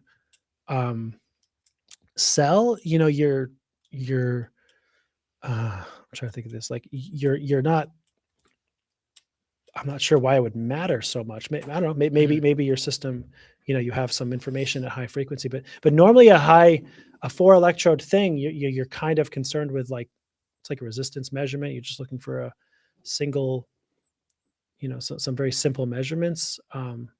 It's not too often 4 electrode cells are using a lot of the same kinds of things where a shunt system would be needed, but maybe I'm wrong. Maybe there's a good reason why you'd need it. Just thinking out loud here, I guess. But in theory, yeah, I mean, the science behind what a potentiostat's doing with the reference line, why a shunt works through the variable impedance of a capacitor on the reference side should work just the same if you needed to employ one. Yeah. Yeah, I have nothing to add. That's good. We did get a new question, another question. How to balance mass deposition on 2 electrode device in asymmetric supercapacitor? How to balance the mass Yeah, I deposition. don't know what you mean by balance, but whichever. Please explain of each electrode and 3 electrode. Oh, okay, that's a separate. That's question. a separate question.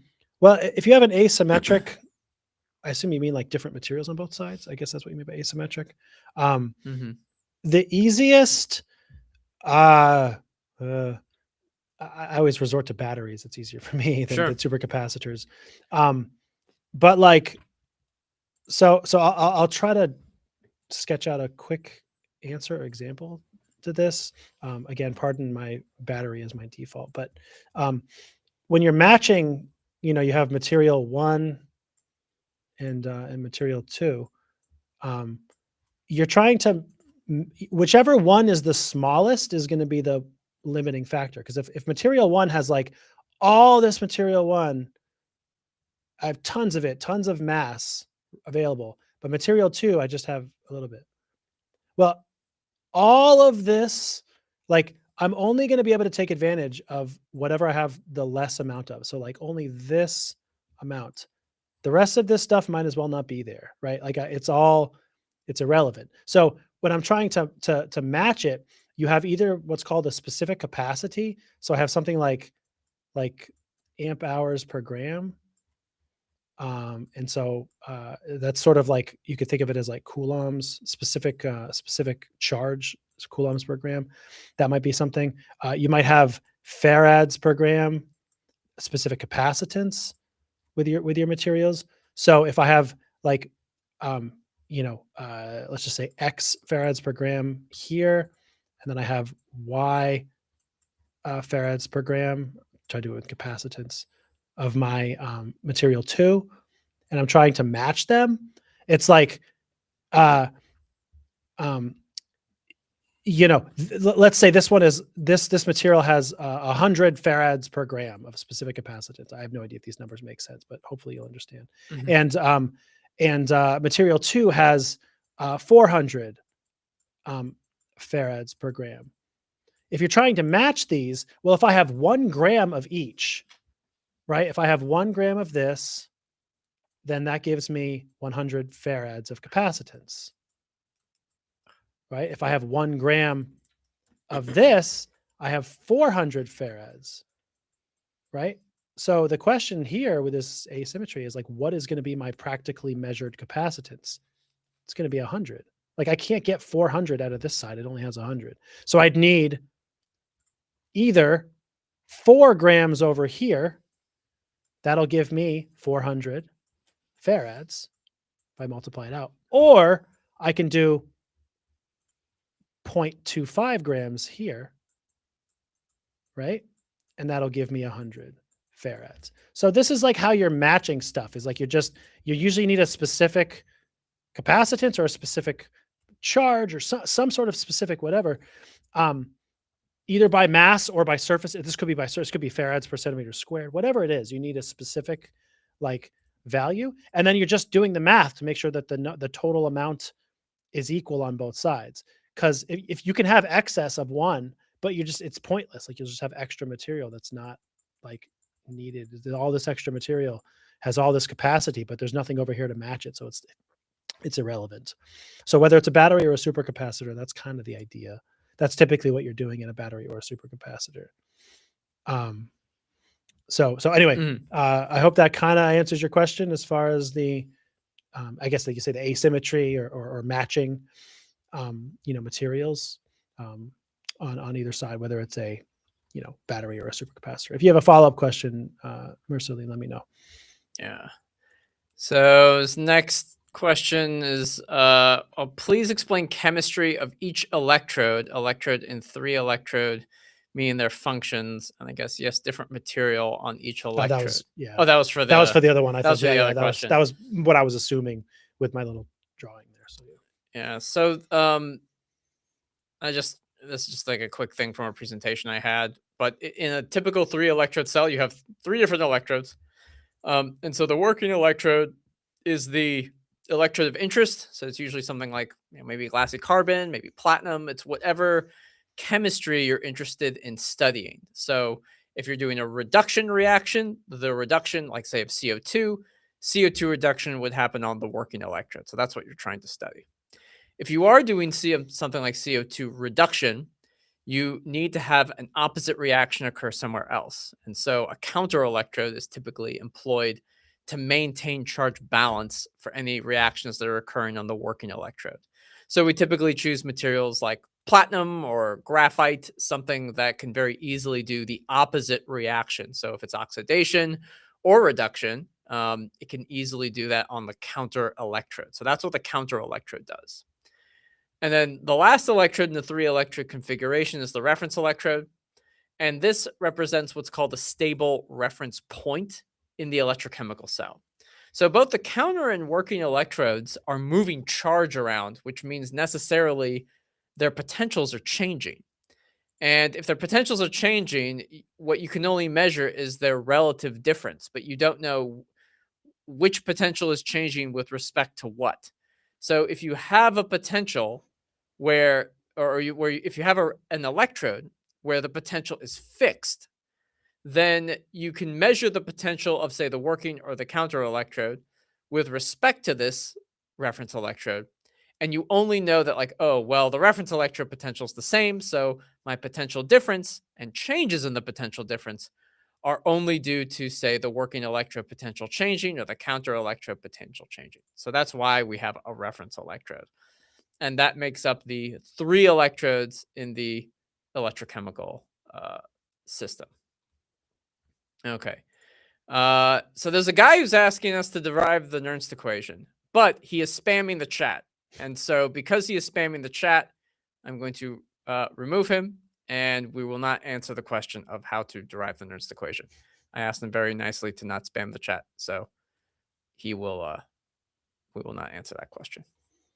I have rules. You should be here at the beginning, and at the beginning of this live stream, we go over the rules. that's right, and we say don't spam the the chat. Say don't spam the chat. That's right. It's one of our very few rules. And I know how to derive the Nernst equation, so you just missed out. All right, I'm just letting you know. A whole thing. I have a whole presentation prepared. Nope, No spamming the chat. We don't deal with spamming. Don't deal with spam. I have no tolerance for that. That's right. Okay. But we do have tolerance for Shakespeare-related questions. That's right. Yes. A little bit of tolerance, like a tiny bit. Marceline has another question. I'm trying to think this through. It's sort of trying to think of a way to answer this. Why the specific capacitance of a device, a 2 electrode system, is less than the 3 electrode system? In the device, we use a solid state electrolyte, while in the 3 electrode, you have a liquid. Well, that could be the answer. You have a different electrolyte. I mean, you might get a different capacitance. The capacitance is going to be dependent on the dielectric constant, and you're using a different dielectric in either of those cases. So that could be part of the answer. I mean, right. I mean, it's, yeah. I don't know what different systems. That might be the simplest possible answer. I'm trying to think of more complicated answers, but that might just be the simple answer. Remember again that capacitance, we measure it electrochemically, we do all these things, but fundamentally the capacitance is a function of basically 3 things. It's a function of the surface area, the distance between the 2 sides, the plates, whatever, and the dielectric of the material in between. So if you're using a solid state electrolyte in your device, it has some dielectric. And if you're using liquid, if you're using water or whatever you're using, that has a different dielectric. So the capacitance you measure is going to be different. even if the material is exactly the same and its surface area is exactly the same. If the dielectric changes, you're going to have a different capacitance. So that's not surprising. Yeah, I don't know enough about solid state electrolytes, but I'm assuming it's a lot harder to like move charge around in a Might be. solid state electrolyte and I think develop a double layer. I feel like, so solid state systems, they're a little weird. Like I haven't done, I mean, batteries they're not really solid. It's technically liquid, but there's like not a lot of liquid. Typically solid state systems use really fast frequencies, right? Like high frequencies. Yeah. Which just, I think the reason is because it's almost counterintuitive. It feels like they move faster, but shouldn't it be harder to move charge? Like it's almost like counterintuitive, but there's basically no diffusion because there's no liquid layer, or there's no diffusion layer or something like that. Like I'm not. So I guess I don't know enough about so it's a solid that can move ions around, right? You're moving charge around in like a solid last. So like a semiconductor in a way is kind of like a solid state system. It's you have charge carriers of like a relative like that are much less conductive than like a solid electrode. But you're able to move charge carriers around, and maybe there's a difference. And we assume there's an ionic mobility to the ions in a solid state. But is there enough charge carriers? And one of the reasons why the capacitance is so high in a liquid electrolyte system is because the distance between the charge, between the two charges, between like your electrode and your electrolyte, that double layer is super, super tiny. Like it's the distance that gives you such a small capacitance, such a large capacitance value. Right. So I don't know if there's something about the solid electrolyte that's kind of preventing or minimizing what that distance is. So it's like, oh, it's a bit farther away. But, the difference, if it's like a couple nanometers away, it's like, well, that's huge compared to like picometers away, like hundreds of picometers away. So the capacitance is smaller. So the capacitance is smaller, which is what you're saying. The specific capacitance of your two electrode system, solid state, is less. Yeah, that makes sense. The double layer is way tighter, so it'd have a bigger capacitance, which means a bigger specific.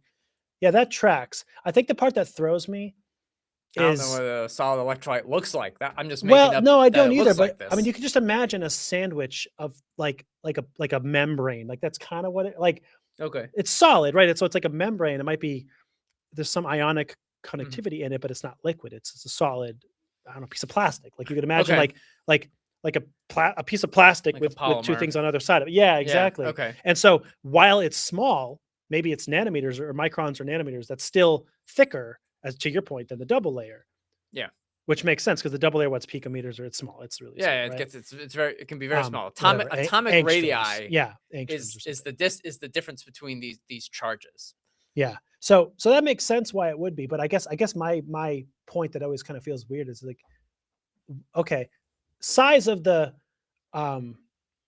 maybe the answer is that, because if the size of the capacitor, then what is it about the frequencies being really higher? Maybe it's because the capacitor is smaller. You have to go to high frequencies to probe it. Yeah. That makes sense. Yeah. All that tracks. Maybe I shouldn't be confused. Okay. No, So we just talked it out. I did. So the logic here, just to recap, I know we're kind of talking to each other and whatever. But to your question, should help them too. Like seeing how do we process these questions should be helpful to I hope so. the audience Hopefully. in terms of how we maybe I just sound like a lunatic, which is also possible. But okay, so the long and short again is that in a liquid system, your 3 electrode system, the capacitance is primarily through the double layer at the surface. Okay, and the double layer is like atomic radii. It's very small. It's very, very small. It's a very tight capacitor. Okay, in the liquid system. So even if you have a big space, you have distance, you have a liquid cell, and there's a 100 milliliters of solution, whatever. The capacitance in your 3 electrode system is based on that double layer that's at the surface. It's actually quite close to the surface. And a capacitor, because the capacitance is equal to dielectric times area over distance. Distance is in the denominator. When that denominator is very small, the capacitance is large.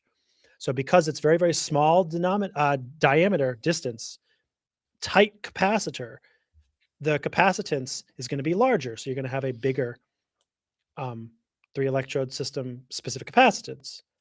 On the solid state, you might have squished it all together. It's like sandwiched these layers on a piece of plastic. You have your two sides, and it seems really small, but it's still bigger than that 3-electrode system, because we're still talking about microns or maybe nanometers if you're lucky, about how thin can you really get those layers.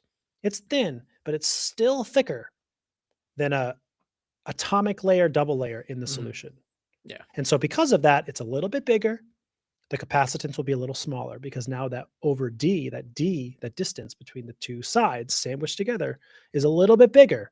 So the capacitance is a little bit smaller. They're inversely related. And so hence you get that. And because you have a smaller capacitor, this is where the frequency comes into play. A smaller capacitor has a higher impedance. So you have to go to higher frequencies to look at it. Yeah. Effectively. So it all kind of comes together. Yeah. I think that's right. I think that all comes together. He's continuing as a question about what are the conditions or parameters whether we choose 2, 3, 4 electrode system. Please explain 4 electrode system in detail. Thanks. So I already explained you already have some experience in the 2 and 3 electrode system from what I can tell. Seems like it. The 2 electrode system is just, and you always have to have a minimum of 2 electrodes, right? Kind of at all times, because in the 2 electrode configuration, you just have a voltage between 2 electrodes and it can pass charge between them. And that's fine. That's a perfectly good electrochemical cell. Like, it'll work. We typically use a 3 electrodes, and I should mention the 2 electrode system. It's like batteries, fuel cells. They're all like, if you're working on, say, depositing electrochemical deposition, a lot of people on like industrial scales, they'll use 2 electrode configurations. But if you get into the electroanalytical chemistry side of things, we implement 3 electrode configurations because what we're trying to do is make a measurement of one of the electrodes with respect. We just want to know information about one electrode. And to know information about one electrode, we necessarily have to kind of isolate its potential. And its potential is kind of like, well, its potentials are moving, and you know the difference between like working and counter, but you don't know like, well, which one's moving. If I have a 5-volt difference and it goes to a 3-volt difference, those 2 volts, what's the difference? Like, well, did the counter electrode just like move here, or did they both move at the same time? You don't know. So as such, the 3 electrode configuration with the reference electrode allows you to make measurements just due to one electrode, because the reference electrode is kind of stable and doesn't move. In the 4 electrode configuration, that is a situation where we effectively have 2 reference electrodes and, in a way, 2 kind of what we call drive electrodes, where the current passes. So the current will pass between these 2 electrodes, and you have 2 probing points, 2 reference electrodes that you can place within the path of these 2 electrodes, of the 2 kind of drive electrodes. And so the 4 electrode configuration is often used when making measurements across things like membranes, where you need to position electrodes very close to each other. But in a 3 electrode or 2 electrode configuration, it messes things up. The 4 electrode configuration is really about measuring voltage differences across maybe membranes. You want to measure the voltage difference between 2 membranes, but you want the current, maybe the current is somewhere else to pass through, but you want to measure a voltage difference. And the voltage difference will change depending on the position of those 2 reference points. So that's in some ways why we use 4 electrode configurations. Is you're able to deconvolute the current sources and the voltage measurement location. So that's kind of the quick answer, because I know we're running a little bit out of time. Just going rapidly through the next set of questions. Please dielectric in detail with example, please. I think he wants to know what is a dielectric. Yeah, the dielectric, because it's related to I'm talking about. I think it's because we're talking about the dielectric constant between the difference between your two things.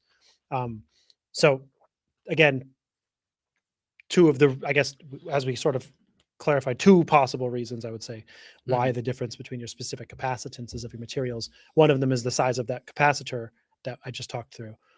Between this liquid and solid phase, and the other could also be the dielectric of the different materials, could play a role as well.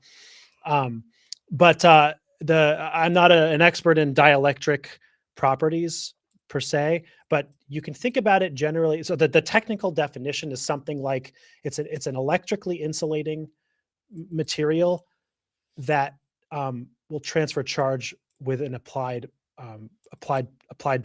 electric field, basically. You can think about it. Maybe this is the wrong way to look at it. To a certain extent, I would say, how well or easily do the charges move in this solvent? So something like that, because basically for the purposes of thinking about capacitance, the higher the dielectric, the bigger the capacitance, the bigger the capacitor. So something like air has a dielectric constant of like 1, or vacuum is 1, like it's very, very low. And then what is water? Just looked up, it's like 80 or something. Water has a dielectric constant of about 80. Okay.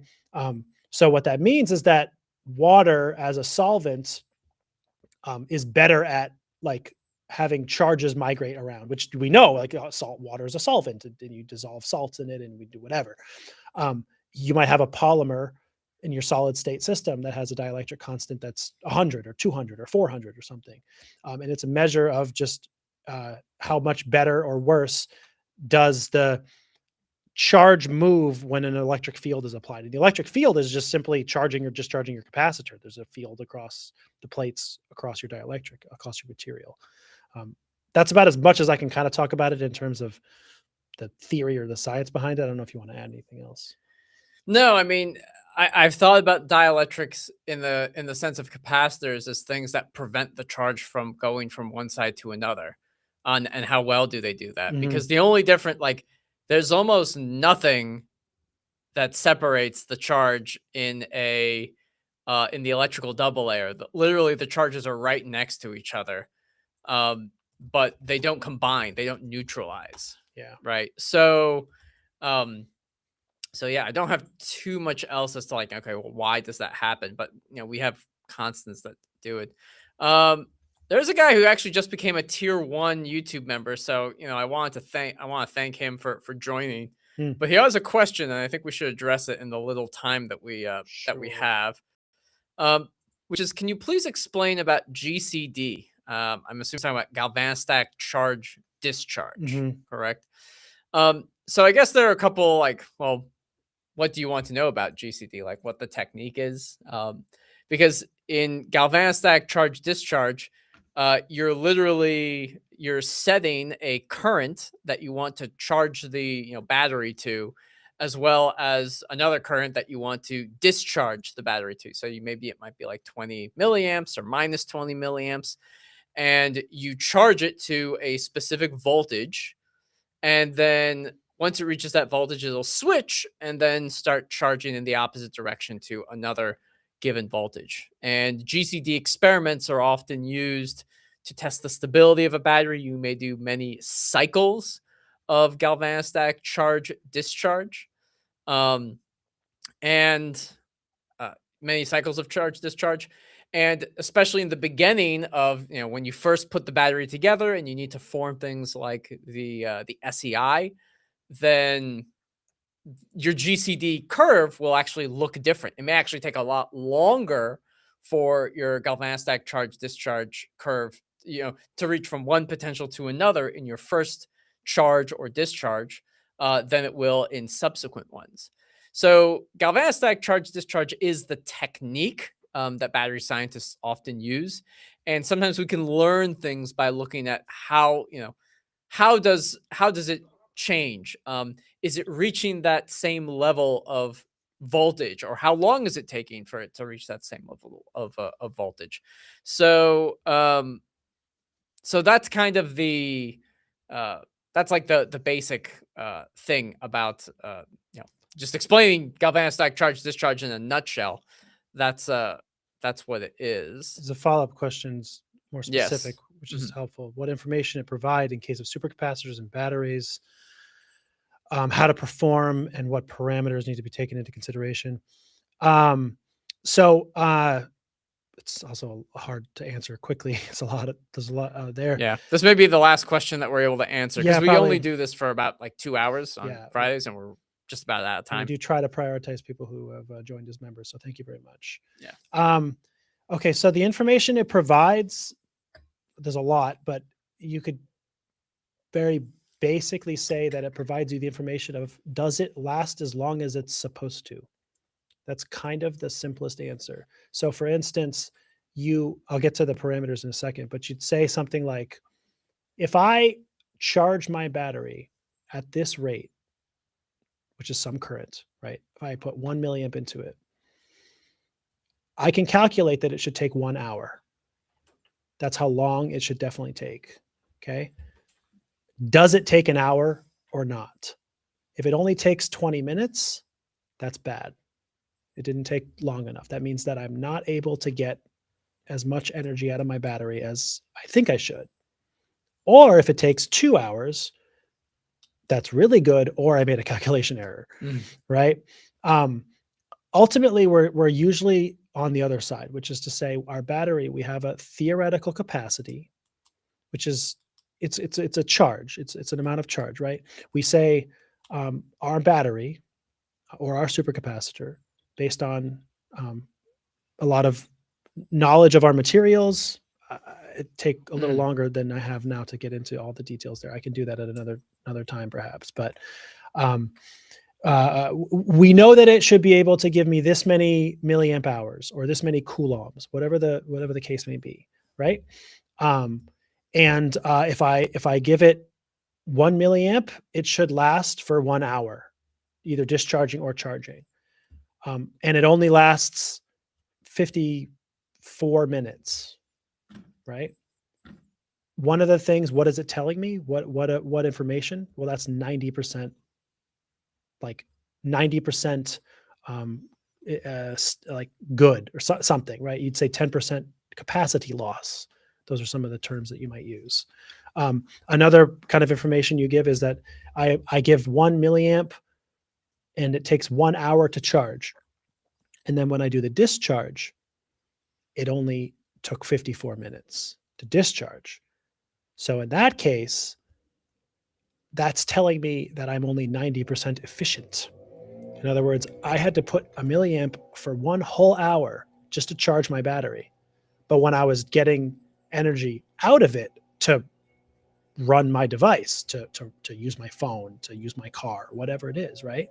It only lasted 54 minutes. I lost 6 minutes. That's 10% of 60 minutes, right? So that's why I'm saying 90%. So that would be a way for me to say, well, I should be able to get 1 hour of 1 milliamp because I put 1 hour of 1 milliamp. That was my galvanostatic charge. My galvanostatic discharge was negative 1 milliamp and it should last an hour, but it only lasted 54 minutes before I hit the lower voltage limit. So I'm saying, oh shoot, I'm only 90% efficient. It should last longer. Okay. The last part of your question is harder to answer very quickly, the kinds of parameters, and you need to know the specific capacity is often what we say, which is basically, it's like you would say milliamp hours per gram or amp hours per gram or coulombs per gram or farads per gram. These are the specific parameters for your material, for your battery or for your supercapacitor. And if you know those, you can, multiply by how many grams you have, how many milliamps it should be able to take over an hour, or, and you can try to charge it up fast or charge it up slow. And then, the other answers to that are the shape of the curves can mean things. And there's a lot there. I can't get into all of it now, of course, for time, but I hope I've talked through some of this for you a little bit there. And again, thank you for being a member. We're kind of at time right now for our live stream, but I did want to kind of touch on some of your questions. The other thing I just wanted to answer real quick is this is just one last thing for Janice. Just a quick answer. Yes, what are the main reasons if you see a negative real impedance? Well, it'd take longer to explain that. It's usually an artifact and it's usually reference electrode problem. Can you remove the high frequency error with a shunt? Very possibly, yes. It's one of the main things that a shunt does quite well, is it helps fix those problems. And the reason why that happens is more than I can explain right now, but it's usually due to the reference electrode at high frequencies. So we'll leave it there, I think, for now. So I know this is a few other there's questions. a bunch of other questions, but we'll do this next week, usually around like 1:30 on Fridays Eastern Standard Time. We put this on YouTube, on LinkedIn, so you should see just maybe a little bit later today, like the next live stream. Yeah, you can type your questions. Type your questions in there in advance, or join us live and ask us live. Of course, we usually do 2 hours. So if you show up around now, you're kind of at the end. And unfortunately, we don't stay all day. But but we do appreciate everybody. Thank you very much for all your questions, and hope we've done our best to answer them for you. Like I said, we'll see you everybody next week. And I hope everybody has a great rest of your week and great weekend. Take it easy. Bye-bye. Bye.